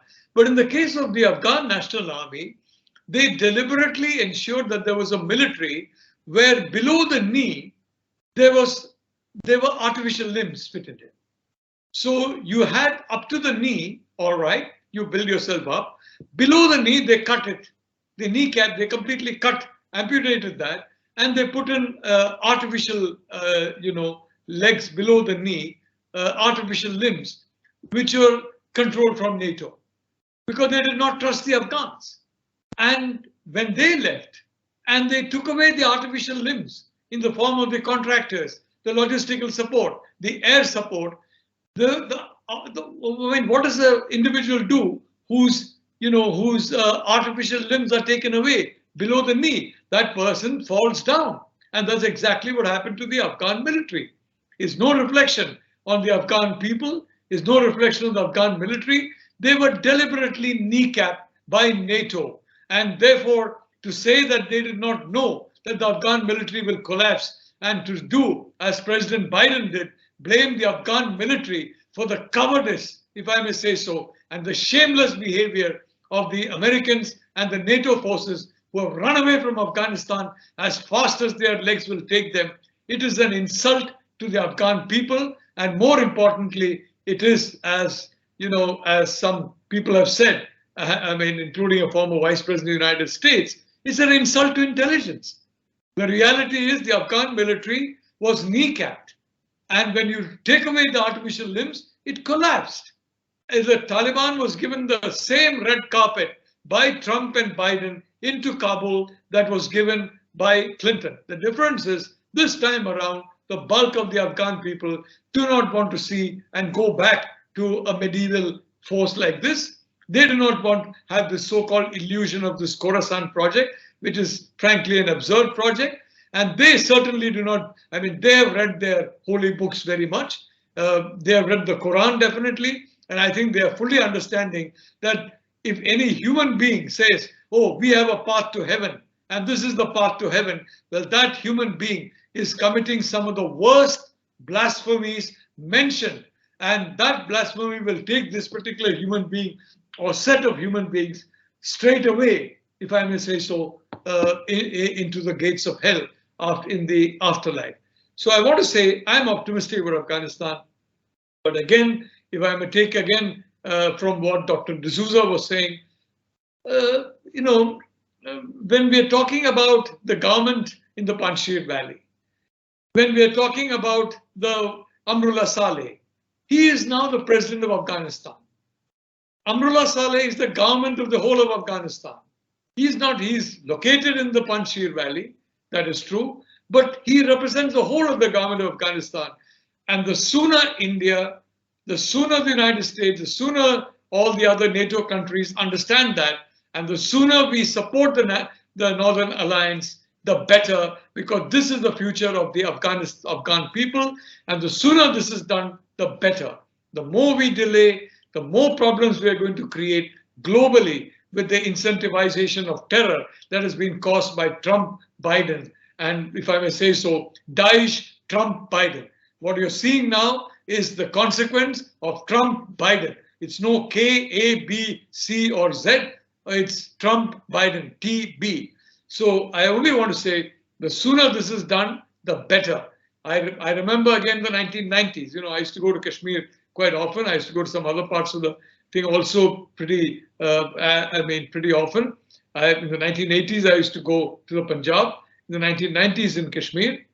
And if I may say so, I mean, you see that particular situation there, and you can understand that eventually you are going to, you have to support the people. And the people, if they stand with you, that's the women of Afghanistan, if they stand with you, the youth of Afghanistan, they will stand with you. Not the way you handled over 20 years, giving money into your own contractors and to your own pockets and pretending it's all gone to the Afghan people, but really doing what India has done. And I'm proud of my country. India has built schools, it's built hospitals, it's built facilities for training young Afghan minds. And I do believe we need to train the Afghan military.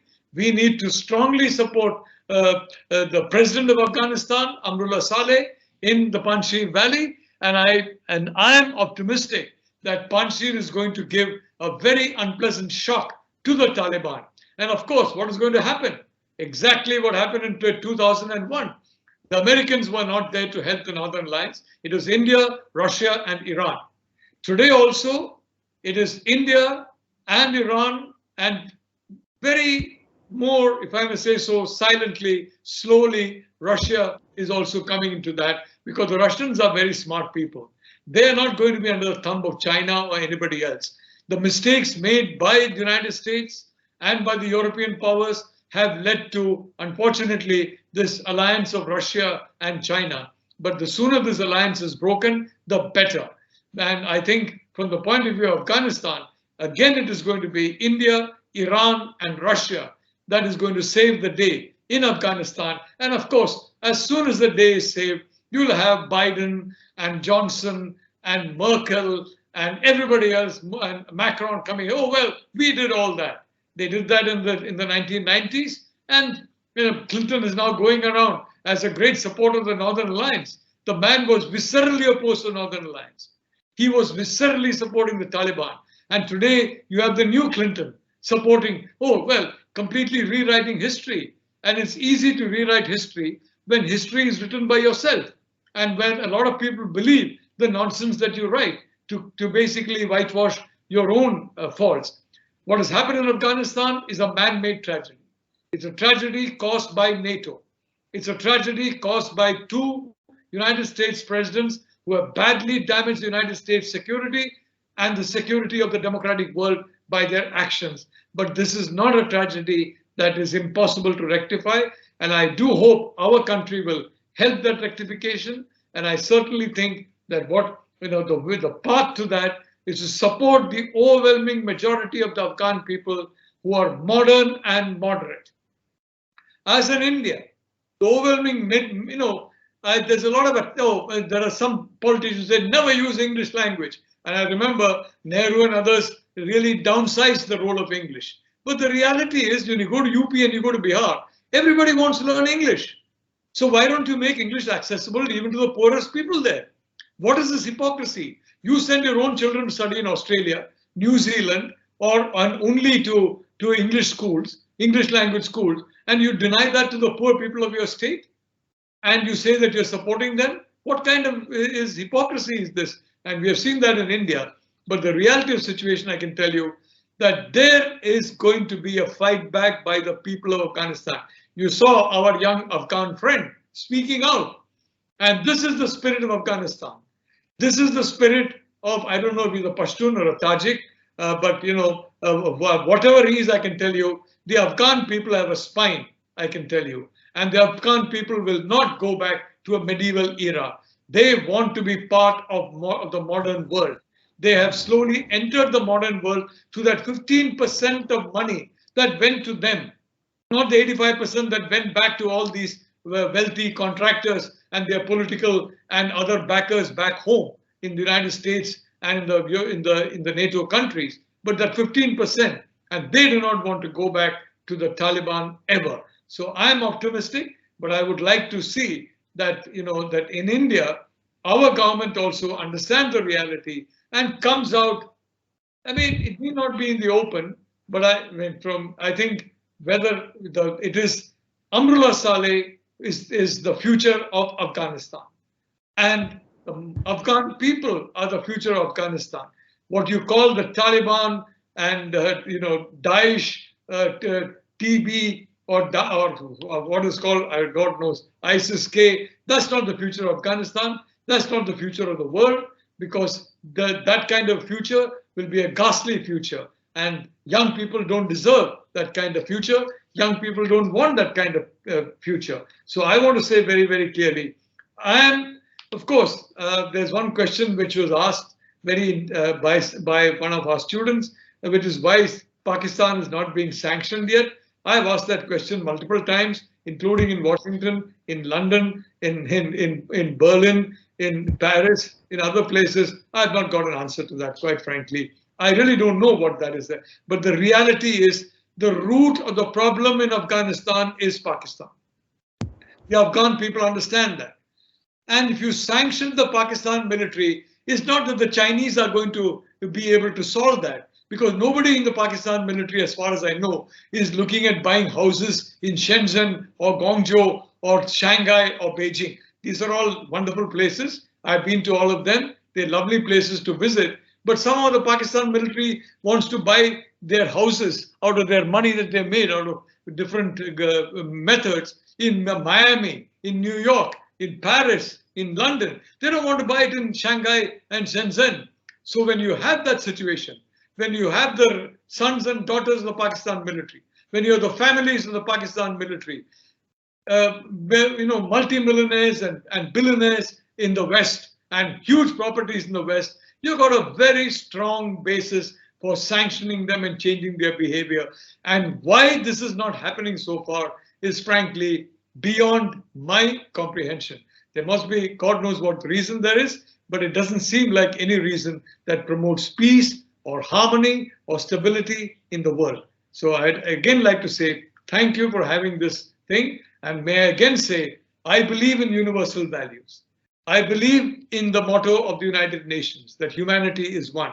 I believe in the motto of UNESCO, of which I'm a peace chair since 1999, possibly the first peace chair appointed in India.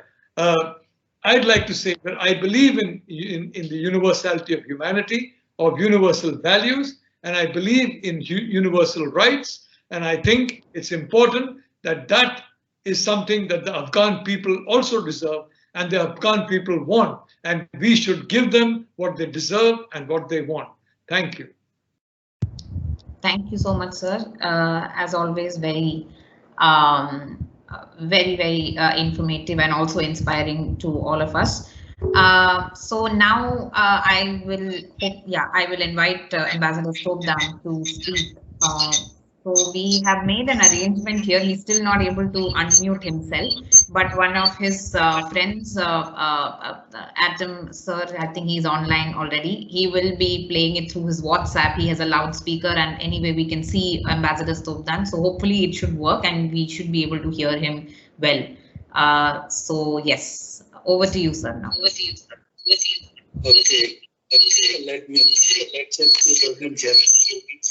Can you?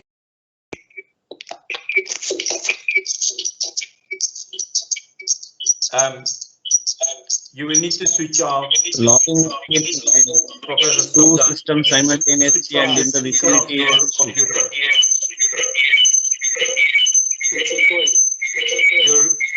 The speaker of your computer needs to be switched off.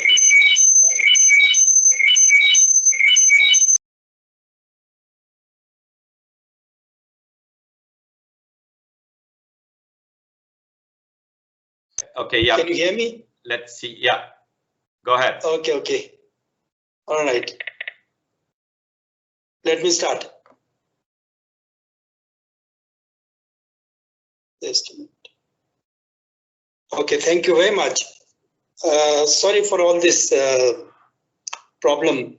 I'm in Leh right now and we have no connectivity.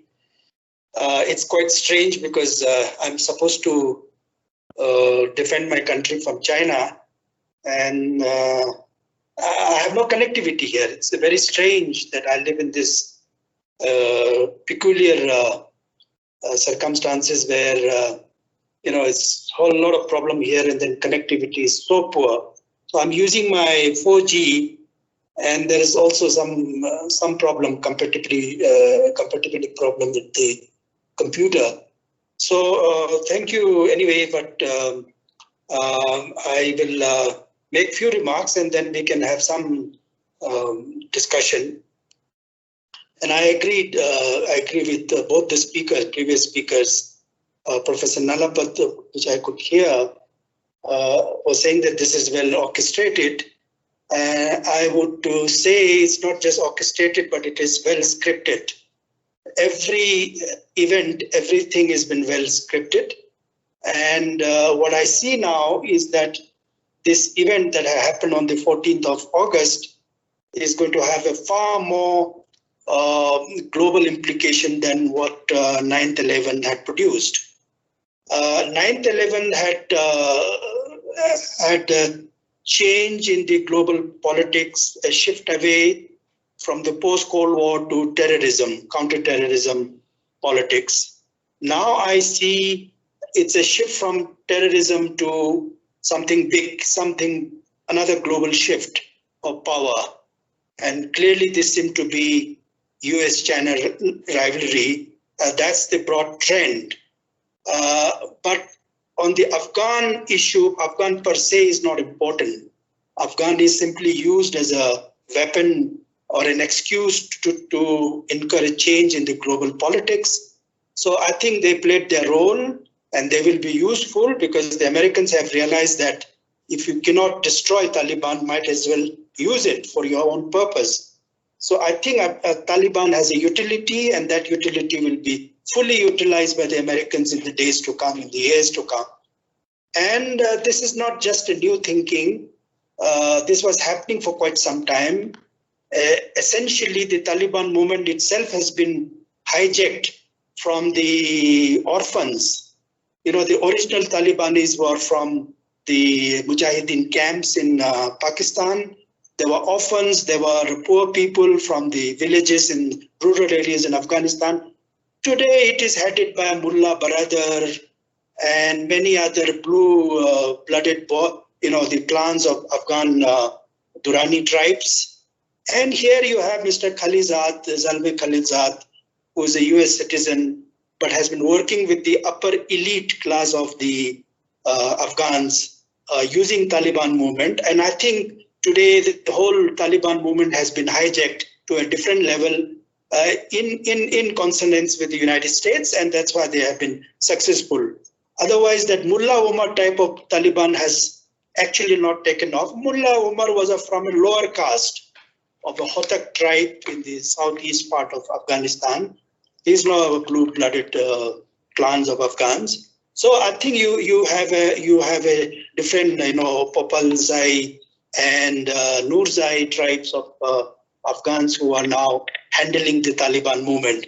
And naturally, it has the blessing of the Americans. And the Pakistanis played their own role for whatever interest they have. So this was expected, and I have a view. It seems that every Indian has a different view, partly because Indians have no view. Anybody who studied in the West has a Western approach. And I studied mostly in the continental part of Asia and I have a Eurasian view. You can say I have a continental view. I don't have the maritime view. In a way, you can say I belong to the Mackinder school of thoughts, and I don't believe in the Mahan approach. So it's still the same 18th, 19th century geopolitics or great game that continues. It's a new form of great game. And here I think we had a dose of Indo-Pacific for some time, and suddenly now we have shifted to continental part. And it seems that continental part is far more dangerous than the maritime dimension of our Indian concern. And I was listening to General Rawat the other day when he was speaking at ORF. He says this issue can be dealt within the prism of terrorism, not necessarily a strategic issue. And the strategic issue is Indo-Pacific. Afghanistan is simply a terrorism. I think that's a wrong presumption because, the continental part, the Eurasian has its own geopolitical dynamics, own strategic dynamics, which is not going to go away so soon. So we must have a broader view rather than looking at the continental part of our threat only from the Pakistani prism. We must, and I lived in Central Asia.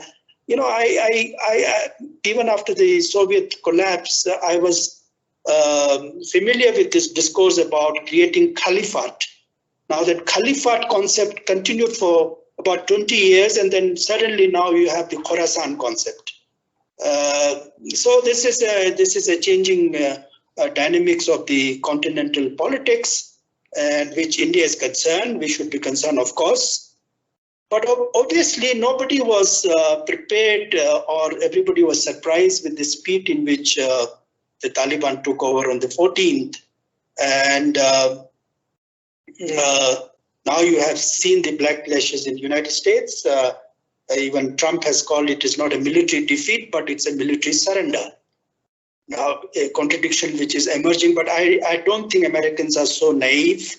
If they want to fight, they could have fought, but they have an interest in not fighting with the Taliban. That's the key, because the Americans don't think like us. Americans don't think like Chinese or the Russians or the Turks and Arabs. American thinks quite differently. Now, what next? And the topic that I have been assigned is the future. I don't know. Something is going to play out within a couple of months. And I do see various factions now emerging within the Taliban. I don't know who's going to be the next emir, the emirate itself. We have to wait now till the 31st of August, post-withdrawal from the Americans. And then we're going to see the constitution, we're going to see the emirate, a new emir. If Akhundzada remains the emir, then it's obviously fine. But if Akhundzada does not remain the next Amir al-Mumin of Afghanistan, then I think Mullah Umar's son, which is Mullah Yaqub, is going to struggle for that. So you have different layers of political power centers now. Brother is one, which is supported by Americans. Then you have Mullah Yaqub, and then Haqqani network, which is supported by the Pakistanis. And also Haqqani is an old CIA hand. So we don't know how the alignment among those power centers will change. At the moment, they all seem united and very strong, and they are united. It seems so far under the well-scripted text. But future distribution of power, we really don't know. But I don't see any role for any of the former Northern Alliance types of leaders but ultimately, of course, in the next couple of months, I see Pakistani controlling the entire momentum through the Haqqani network. That's fairly clear. Nobody trusts Pakistanis, and I do not believe that Pakistanis have got total control of the Taliban. I don't see that sign at the moment, because the way Taliban has released all the TTP leaders from the jail, Pulkhari jail, it seems that they are not in sync with the Pakistani mind. The Pakistani may say a lot of things, but that's not seem to be the case. But still, they have a trusted, person, Sirajuddin Haqqani. He is going to be the major plank of the Pakistanis. Meanwhile, I do see there is a image makeover. Suddenly, from day before yesterday, we see Taliban as a lesser evil. The bigger evil is ISIS, or the ISIK, the Khorasan the branch. Now, suddenly, it seems that this itself seems to be well orchestrated, because now there you have a soft image of Taliban. Taliban is not a threat to the world. It's just ISIS in Afghanistan, which is a threat. One. And secondly, after the visit of the CIA chief to Kabul to talk to Mullah Brother, the Americans have really, now they're directly dealing with Taliban, which is a huge legitimacy. They're exchanging intelligence information inputs about the assets, about individuals, on the rescue operations and many other issues. So they have a functional, now full-fledged functional relationship between the United States and Taliban. in a way, Taliban has been legitimized officially. You know, the recognition of Taliban government is another thing, but dealing with Taliban is another thing. And recognition is not about Taliban government. Recognition is about Afghanistan state. That will remain irrespective of who is there. But recognition of Taliban government will take time. Even in our case, we can wait for some time. But Afghanistan, we do recognize. It's a nation state, a member of the United Nations, that we recognize. So it's just the government part of it. But the only problem with us that we have no particular open dealing with Taliban. Maybe yes, we do have, but we are not admitting that part. But the Americans have displayed. Now the Chinese ambassador has already called on to Mullah the brother. Turkey has opened a relationship. The Russian embassy is very active in Kabul. There are many other countries, powerful countries, including the permanent member of the UN Security Council, are directly now dealing with the Taliban. So the Taliban is changing its image, and they're simply playing for time for the time being, and they will wait till the 31st, which is just 2-3 days away, and you will see a different kind of a picture in Afghanistan. The third point is that it is certainly, whether I like it or not, that's a different issue. It's a big victory for Pakistan.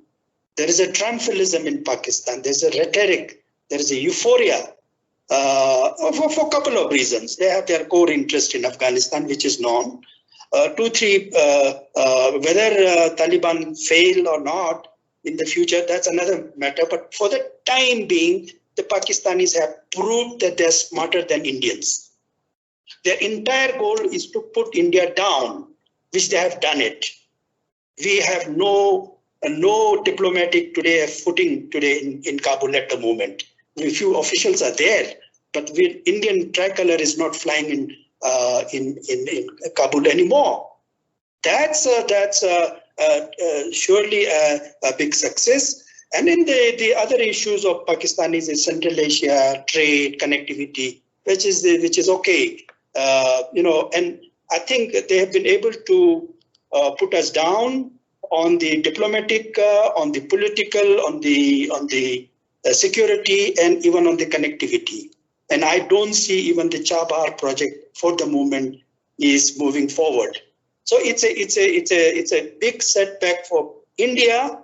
And Pakistan has achieved its purpose. Now, I don't like it, that's a different issue.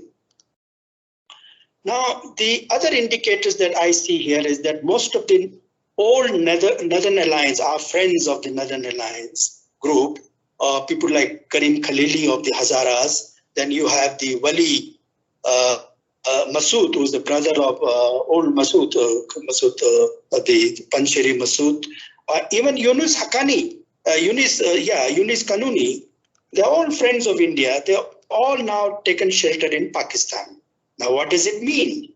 It means that the Pakistanis have either managed to get them on their side, or they're looking for a personal safety in Pakistan, or they think, hoping that there will be some kind of inclusive government in Kabul, so Pakistan might adjust them somewhere. That could be motivation. But to me, it looks like that except India, nobody else is now supporting the Northern Alliance. The Russians are not supporting, Iranians are not supporting, the Chinese are not supporting, or the Central Asians are not supporting. So what do? All the old Northern Alliance friends of ours are now turning towards Pakistan.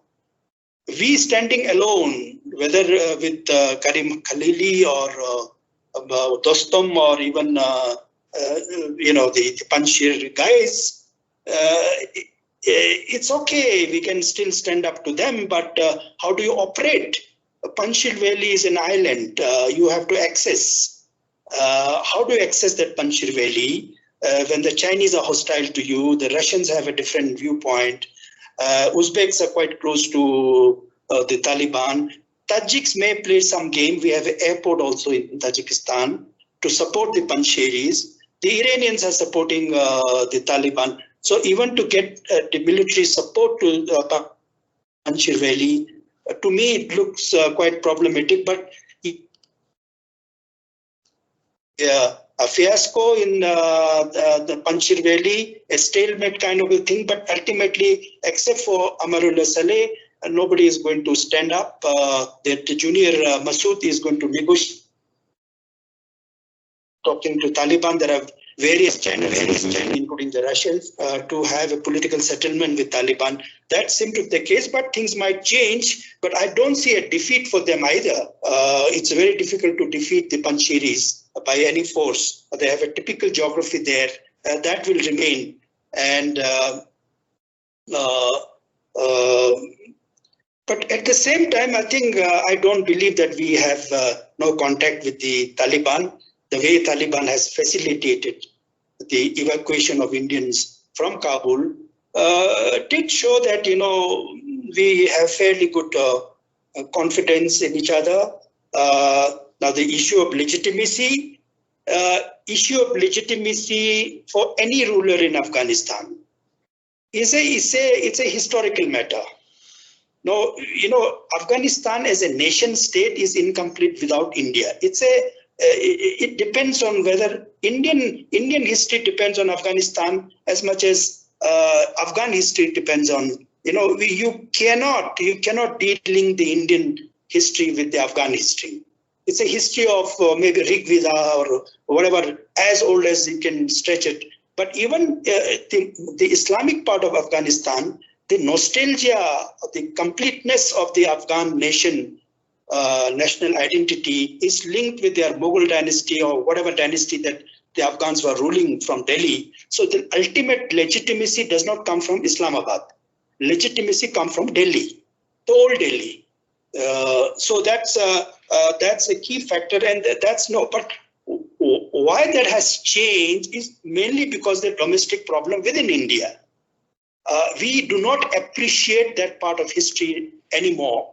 So whether Taliban or not a Taliban, whether a Mujahideen or Taliban or Pushtun, or their view about India has changed. To say that they're good friends of India, well, the only thing is that Afghanistan is not our border country. Had it been immediate like a Nepal or Bhutan or Bangladesh, then things would have been quite different. My own understanding is Afghanistan would have been far more difficult to handle than we are handling with Pakistan. The only good thing is that geography has separated us by POK. Otherwise, we have a border with Afghanistan in Badakhshan area. But since Pakistan occupied that POK, we are separated from Afghanistan, which is in a way keeps our relationship is also good. But if you have direct border with Afghanistan, that may not be the same because I know the Afghan nature, I know our nature, how long we can get along with the Afghans otherwise. Certainly there is a problem there, but some modification is required, partly because since 1996 or 2001, we have not been doing clinical analysis of the Taliban. We have been doing political analysis of Taliban.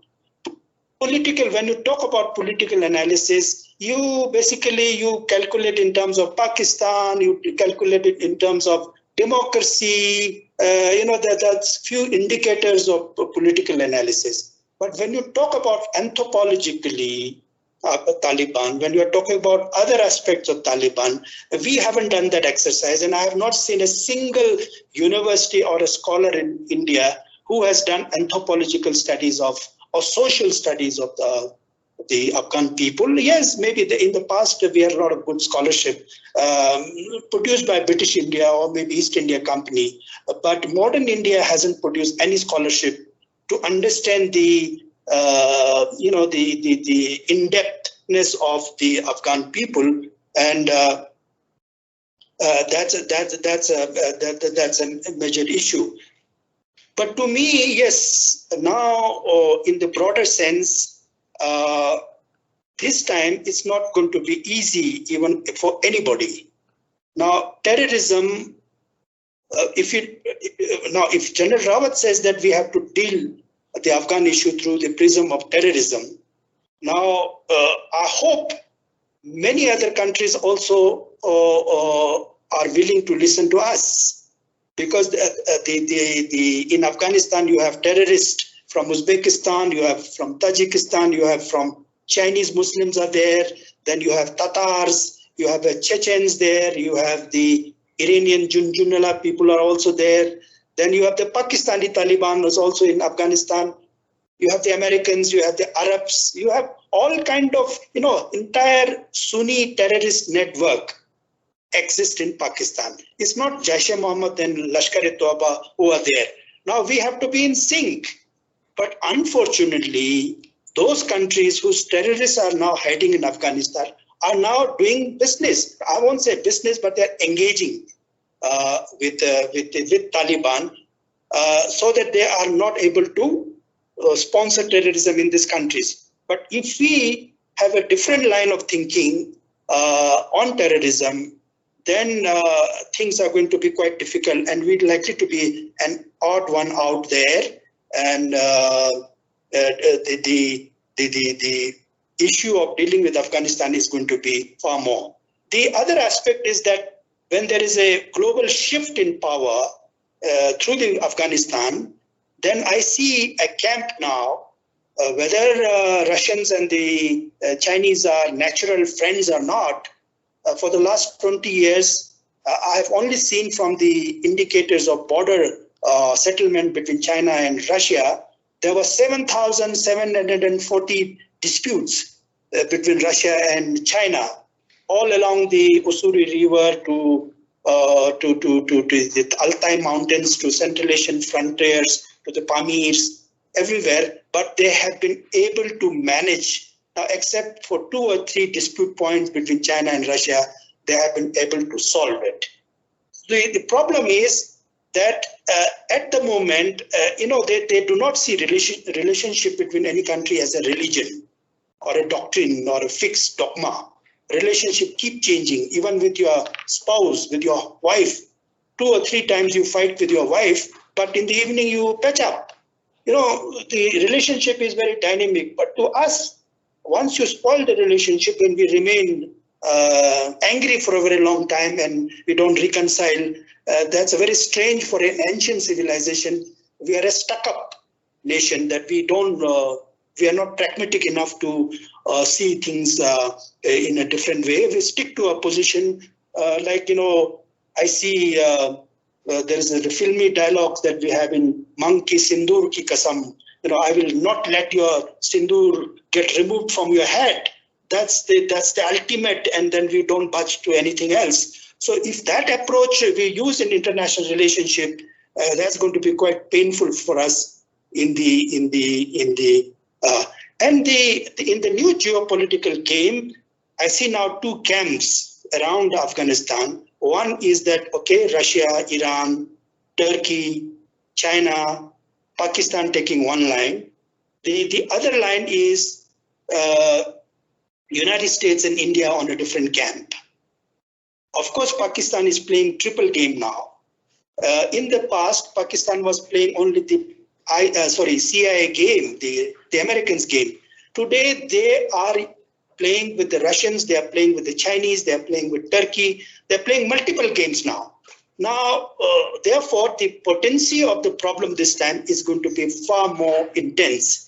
Their ultimate aim is to squeeze India, whether they play with the Americans or they play with the Chinese or play with the Russians. So the role of Pakistan this time at the moment is going to be very, very, and we have not anticipated this. We thought we will isolate Pakistan, and I don't see Pakistan getting isolated. Every Western countries are today thanking Islamabad for helping to have a smooth transition in Kabul, and not only transition, but helping their citizens getting rescued from Kabul to Islamabad and to their own countries. So we have to be pragmatic. Only good thing about India is that there is a law of attraction. Law of attraction in the case of India is that you don't have to do anything. Unfortunately, we went overboard. we went overboard. Even in the 1996, we played mini games, mini great games in Central, which was not required. How do you play a mini game in a country where you have no access? If we lie low, if we behave properly, if you use your subtle way of your conduct, then everybody is going to be attracted by you. That's an ancient quality of India.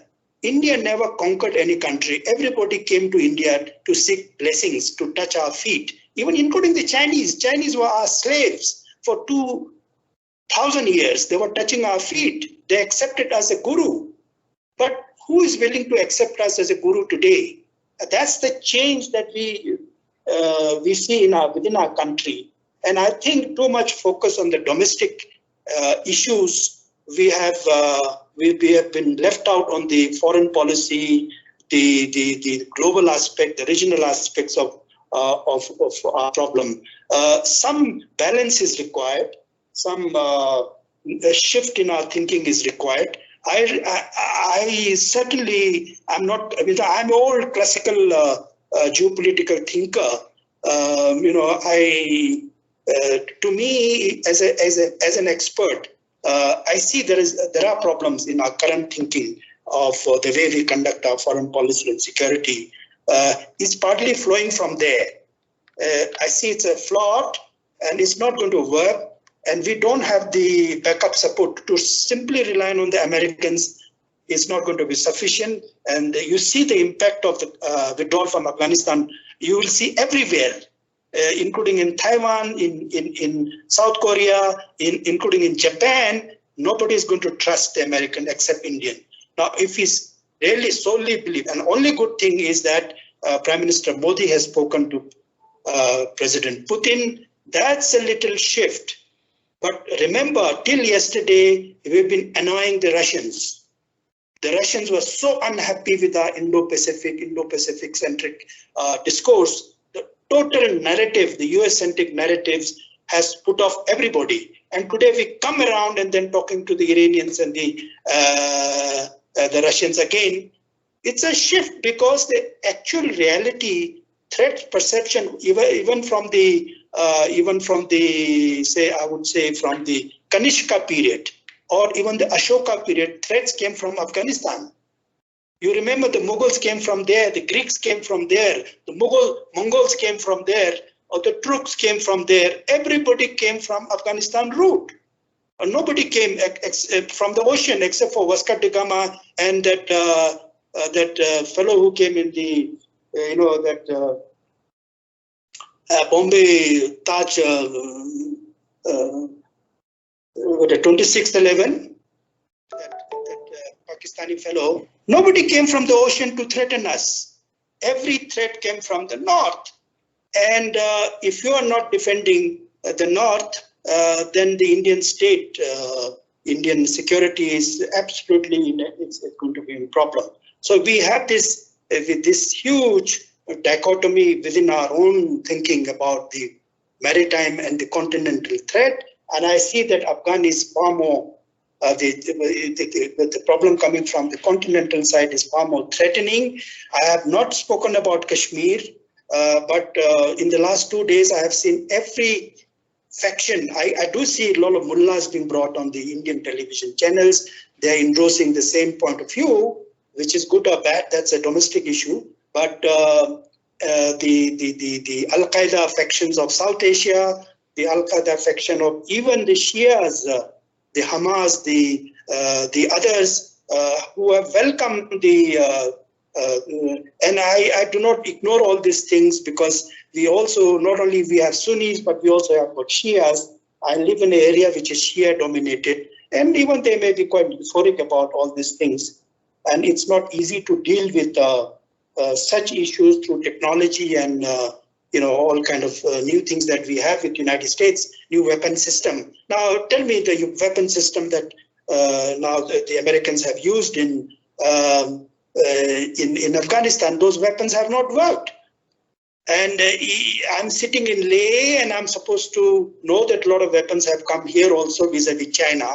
But let me also tell you, no weapon system is going to work unless you deal through a human aspect, through cultural aspect. And here I would say, for example, dealing with China, a man is born on the other side, but taken a rebirth on the Indian side. Now, which technology is going to help us? It's so confusing here. Same case in Afghanistan. I don't know how you're going to deal with this approaches that we have taken. I think India has a far more potential to bring change, new security concept, new thinking. We were proponent of peace, but to have an arrangement with, say, a Rambo kind of approach, I don't see that that's working.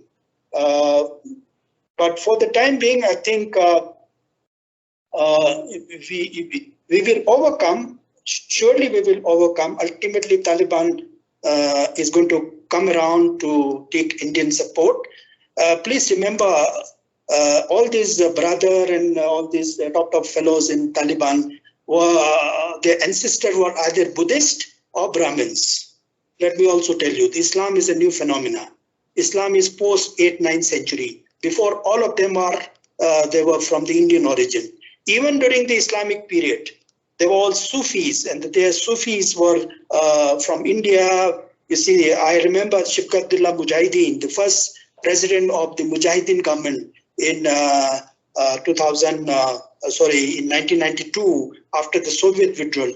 Within 3 months, he expressed his desire to come to Second, which is very close to Chandigarh. There's a Sufi center there. His ancestor was born and brought up in Punjab. And during the Mughal period, most of the Sufi centers have shifted to Afghanistan. And these fellows belong to all these Sufi schools. They have a nostalgia for India. Hindustan is a huge problem. It's a disease in the mind of in the ordinary Afghans. They cannot do without India. And last time it took just 3 months, but this time it's going to take 6 months. But ultimately, Taliban, including Taliban, is going to look towards India. Otherwise, they are incomplete. Islam is good, but Islam does not give you full identity. Well, they will have Sharia in the constitution. They will have emirate in the constitution. But will they satisfy religious? Fine, but what about emotions? What about day-to-day existence, their identity? Islam is the only identity, then everybody is in Islam. Even I could be a Muslim. A Pakistani is a Muslim. Indonesians are Muslim. What is the difference between Afghan and Indonesian? But mainly is that they have to be an Afghan. And that Afghan is so important. We have to think, and ultimately, at the moment, India has to reconceptualize the problem of Afghanistan. I do not see any other solution, any other approach other than talking about the Pashtunistan identity, the Pashtunkhwa, the Afghan nationalism. What Pakistan has been doing in the last 30, 40 years is that they have been trying to undermine the Afghan nationalism and impose Islam on them to justify their own existence as an Islamic state. Now there will be 2 Islamic states in our neighborhood. So obviously for us it's a different problem, but the Afghanistan is an ancient country, ancient civilization. They are not likely to be satisfied with just being a Muslim or Islamic country. I'll stop here. Maybe we'll take some more questions. Yeah, thank you so much, sir, for that really insightful talk once again. So because of these technical issues, what I'm going to do is to take all the questions for Ambassador Stobdan first, so that you can answer the questions first, and then we'll move on to Professor Nalapat's if there are any questions. So please post your questions in the chat so that I can just read them out. Otherwise, there's going to be echo issues, especially with Ambassador Stobdan. So Ambassador Stobdan, there are 2 questions for you here. I'm just going to read them out. One is, what is going to be the future of ISIS-K in Afghanistan? That is one question. The other question is from Shishuraj. Another question is from Daksh Sharma. He would like to know how you see the fate of the Afghan minorities, especially the Afghan Sikhs and Hindus, as embassies of many countries are not functional. I think the treatment of minority should be a significant issue for peace in Afghanistan. So these are the two questions. Yeah. Well, I think we have come around the same issue about ISIS. Since 2014, we have been dealing with this aspect, and I've been to Moscow at least 8 times on this issue. And you know, ISIS is all linked with the again the global issue, the Middle East, and other issues. But in the past, I thought Afghanistan is going to be India's Syria, but unfortunately, we are not Russia to make Afghanistan as Syria. But the American and the Russian interest in Syria, ISIS was a pretext, but basically about the weapons sale. Their sale of weapons, both the Americans and the Russians have gone up. We are overlooking that dimension of military-industrial complex, the interest in the global economy, which for a time being had gone into vaccine because of the pandemic, may now be shifting back to the armament. That's a different thing. We are not discussing that apart. But the Russians have been wanting to shift the conflict, the zone of conflict from Middle East to Afghanistan, because they have analyzed that otherwise Russia will be broken into pieces further. The Americans have a game plan in Central Asia, in Xinjiang, and many other places. So the Russians have been wanting to, after the partial destruction of the ISIS, and they have been saying that ISIS have been quite active in Afghanistan, but nobody believed that. But the Russians also said that ISIS has been shifted to Afghanistan by the Americans. They have been airlifted even from the southern provinces of Afghanistan to Kunduz areas. Not just ISIS, but many other the terrorist elements have been shifted to the north of Afghanistan, possibly with an aim, with an eye to infiltrate them into Central Asia or China. We don't know. These are deep state thinking in the Americans. It may not be State Department thinking, but the Americans have different layers of operating in any conflict area. So the future of ISIS in Afghanistan may not be successful, but ultimately that will become an excuse for the Russians to intervene in Afghanistan again, not for killing Taliban, but to support Taliban to kill the ISIS element. With China, ISIS has they've been keeping quiet about China for the last 2-3 years. There has not been a single ISIS which is hitting at the Chinese target. The last they did was possibly in Bishkek in Kyrgyzstan, where they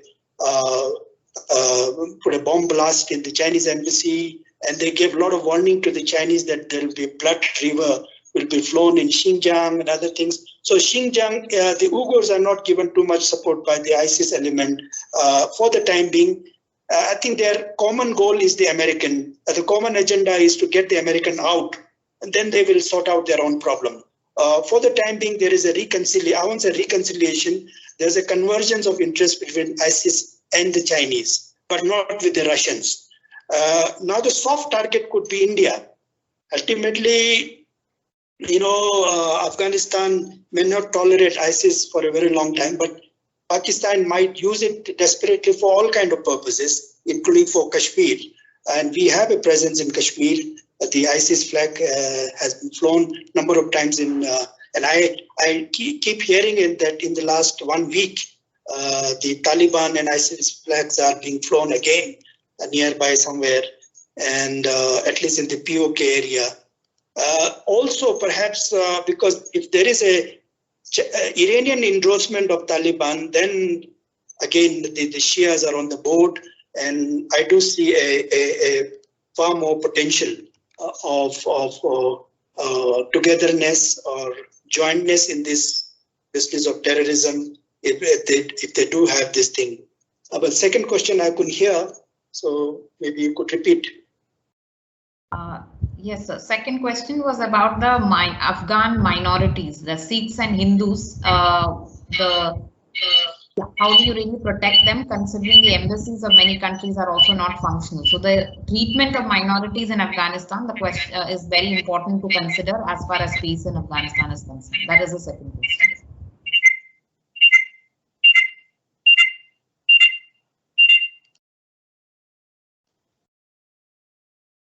I don't see the issue of minority is a major issue in Afghanistan.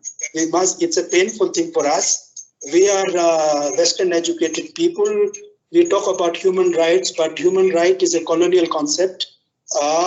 They wanted to protect the churches in India after the British left subcontinent. Now this is part of our discourse to talk about minority. In Afghanistan, it's all about Islam.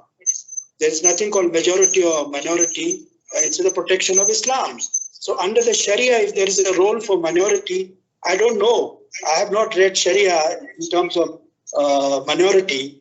I'm sure they have some clause in Sharia to protect the minorities as per the Sharia law. So whether we desire a right for women and children, that's a different issue. What Afghans want, what the Taliban want for women and children, that will be interpreted as per the Sharia law, which we don't know when and how that will be formed and exercised. Yes, international community has been expressing, but the Europeans done that in the case of Iraq, in the case of Libya, in the case of Syria and others, from the entire minority issue, the Kurdish and other aspects we have dealt. But I don't know the final conclusion of immigration issues, the refugee issues. Ultimately, the politics is politics. If you want to have hair splitting about children and children below 2 years old or 5 years old, then women married or unmarried, there will be no end to the discourse. At the moment, we should be thinking about how Afghanistan is going to evolve and how is it going to impact us. Okay, thank you so much. Okay, so now I'll take just 2 questions because we are well over time, and I understand that that many of you might be wanting to have lunch by now. If there are any quick questions to Professor Nalapat, you can please raise your hand and ask the question. Otherwise, there is one question, sir, for you from our student. That is Dak Sharma once again. He would like to know that, okay, now that what steps India can really take to maintain goodwill from the Afghan population? Is offering political asylum and refuge to fleeing Afghans a viable option? So that's the question for you, Professor Nalapat. Yeah, I don't really like to say that offering refuge is a default option. You have to basically ensure that their position is strengthened inside Afghanistan. I don't think that, frankly, that you're going to have a situation in which you essentially encourage migration.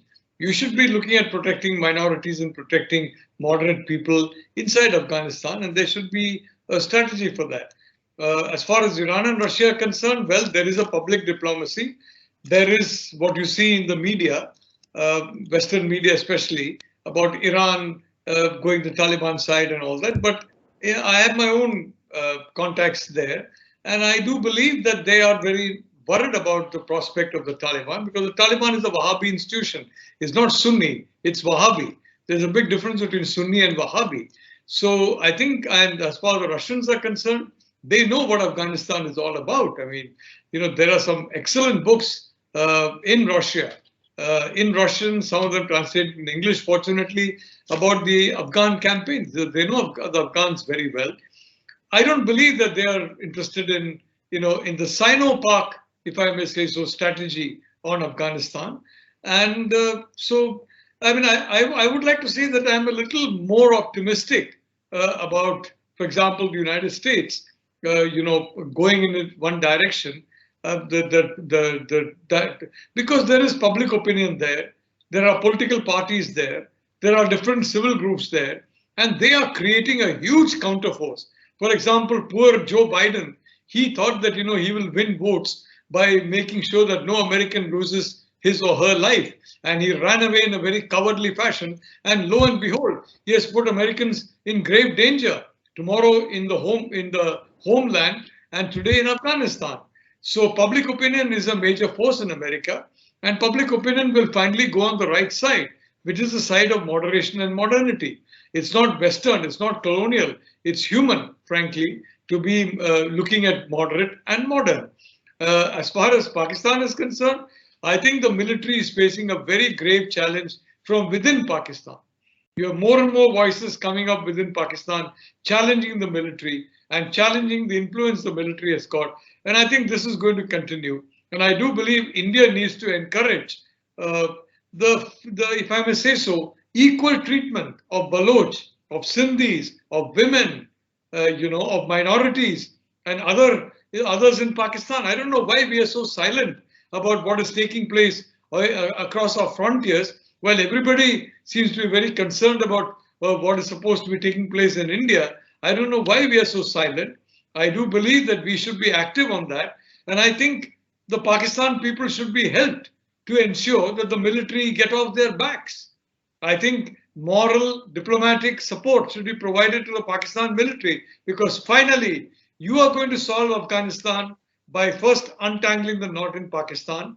And I think it's important to use public opinion to shame the Joe Bidens, to shame the Boris Johnsons, to shame the Merkels and the various others who have given this military in Pakistan, this terror military, a free pass for so long.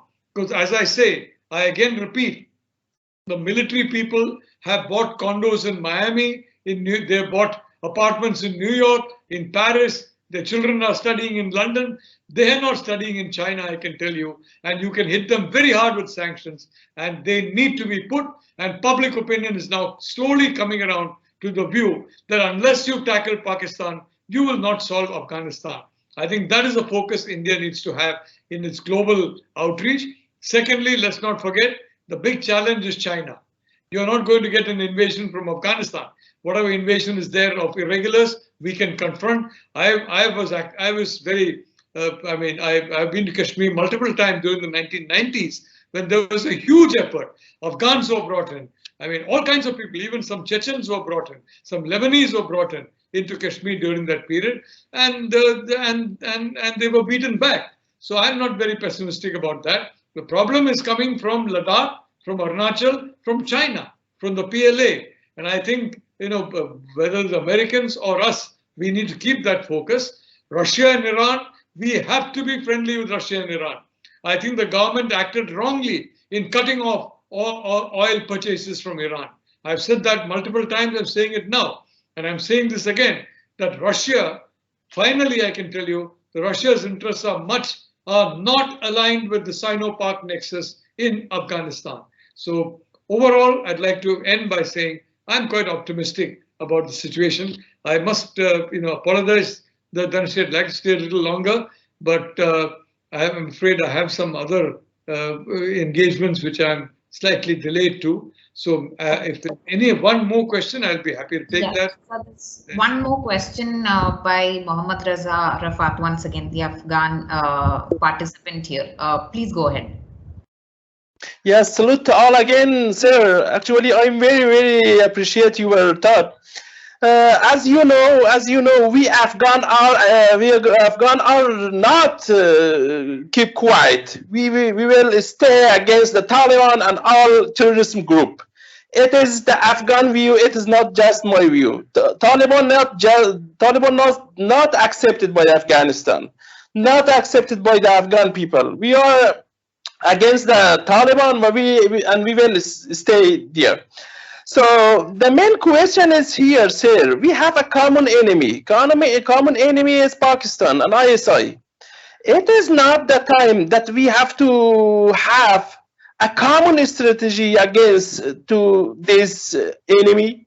For example, we as Afghans, you as Indians, and Iran and Russia. It is not the time that we have to lobby and we have to play together and make a common strategy to defeat this enemy. Thank you very much. Yeah, I want to briefly say the answer is yes, yes, yes, absolutely. I quite agree with you. And I would also agree with you that the Afghan people are not what they're characterized to be, some kind of a medieval group of people. You know, you look at India, for example. Frankly, when I was the age of some of the people in this room, you know, you could hardly see, in many parts of India, you could not see young girls, I mean, in school or in universities. And today, I'm very happy to see they're everywhere. And thank God for that. And, you know, in Afghanistan also, I mean, they're everywhere. And I mean, so frankly, the Afghans want to go into the 21st century. The Indians want to go to the 21st century. Pakistanis want to go to the 21st century. And as for Chinese Communist Party, the Chinese Communist Party is not the Chinese people. They're embarking on a strategy of global primacy. And they'll, of course, have to challenge those countries that are opposed to that primacy. For example, India. We believe in a free and open Indo-Pacific. The Chinese do not. They believe it's their sea. Supposing we say that the Indian Ocean belongs to us, and you know, China and Pakistan cannot transit through there unless we give them permission. These are two states that we are going to keep under watch. It's absurd. The Indian Ocean does not belong to India. The South China Sea does not belong to China. And I can assure you, so far as the first island chain is concerned, the Japanese, the South Koreans, the Americans, the Indians, we all recognize the importance of Taiwan in that. So frankly, I'd like to say, stand with the people of Afghanistan. Have faith in the people of Afghanistan. You know, there are so many people I met in Europe and America. Oh, Indians, backward, primitive people. For God's sake, you know. And fortunately, many of them suddenly get Indian bosses and suddenly come across Indian colleagues who are far smarter than them.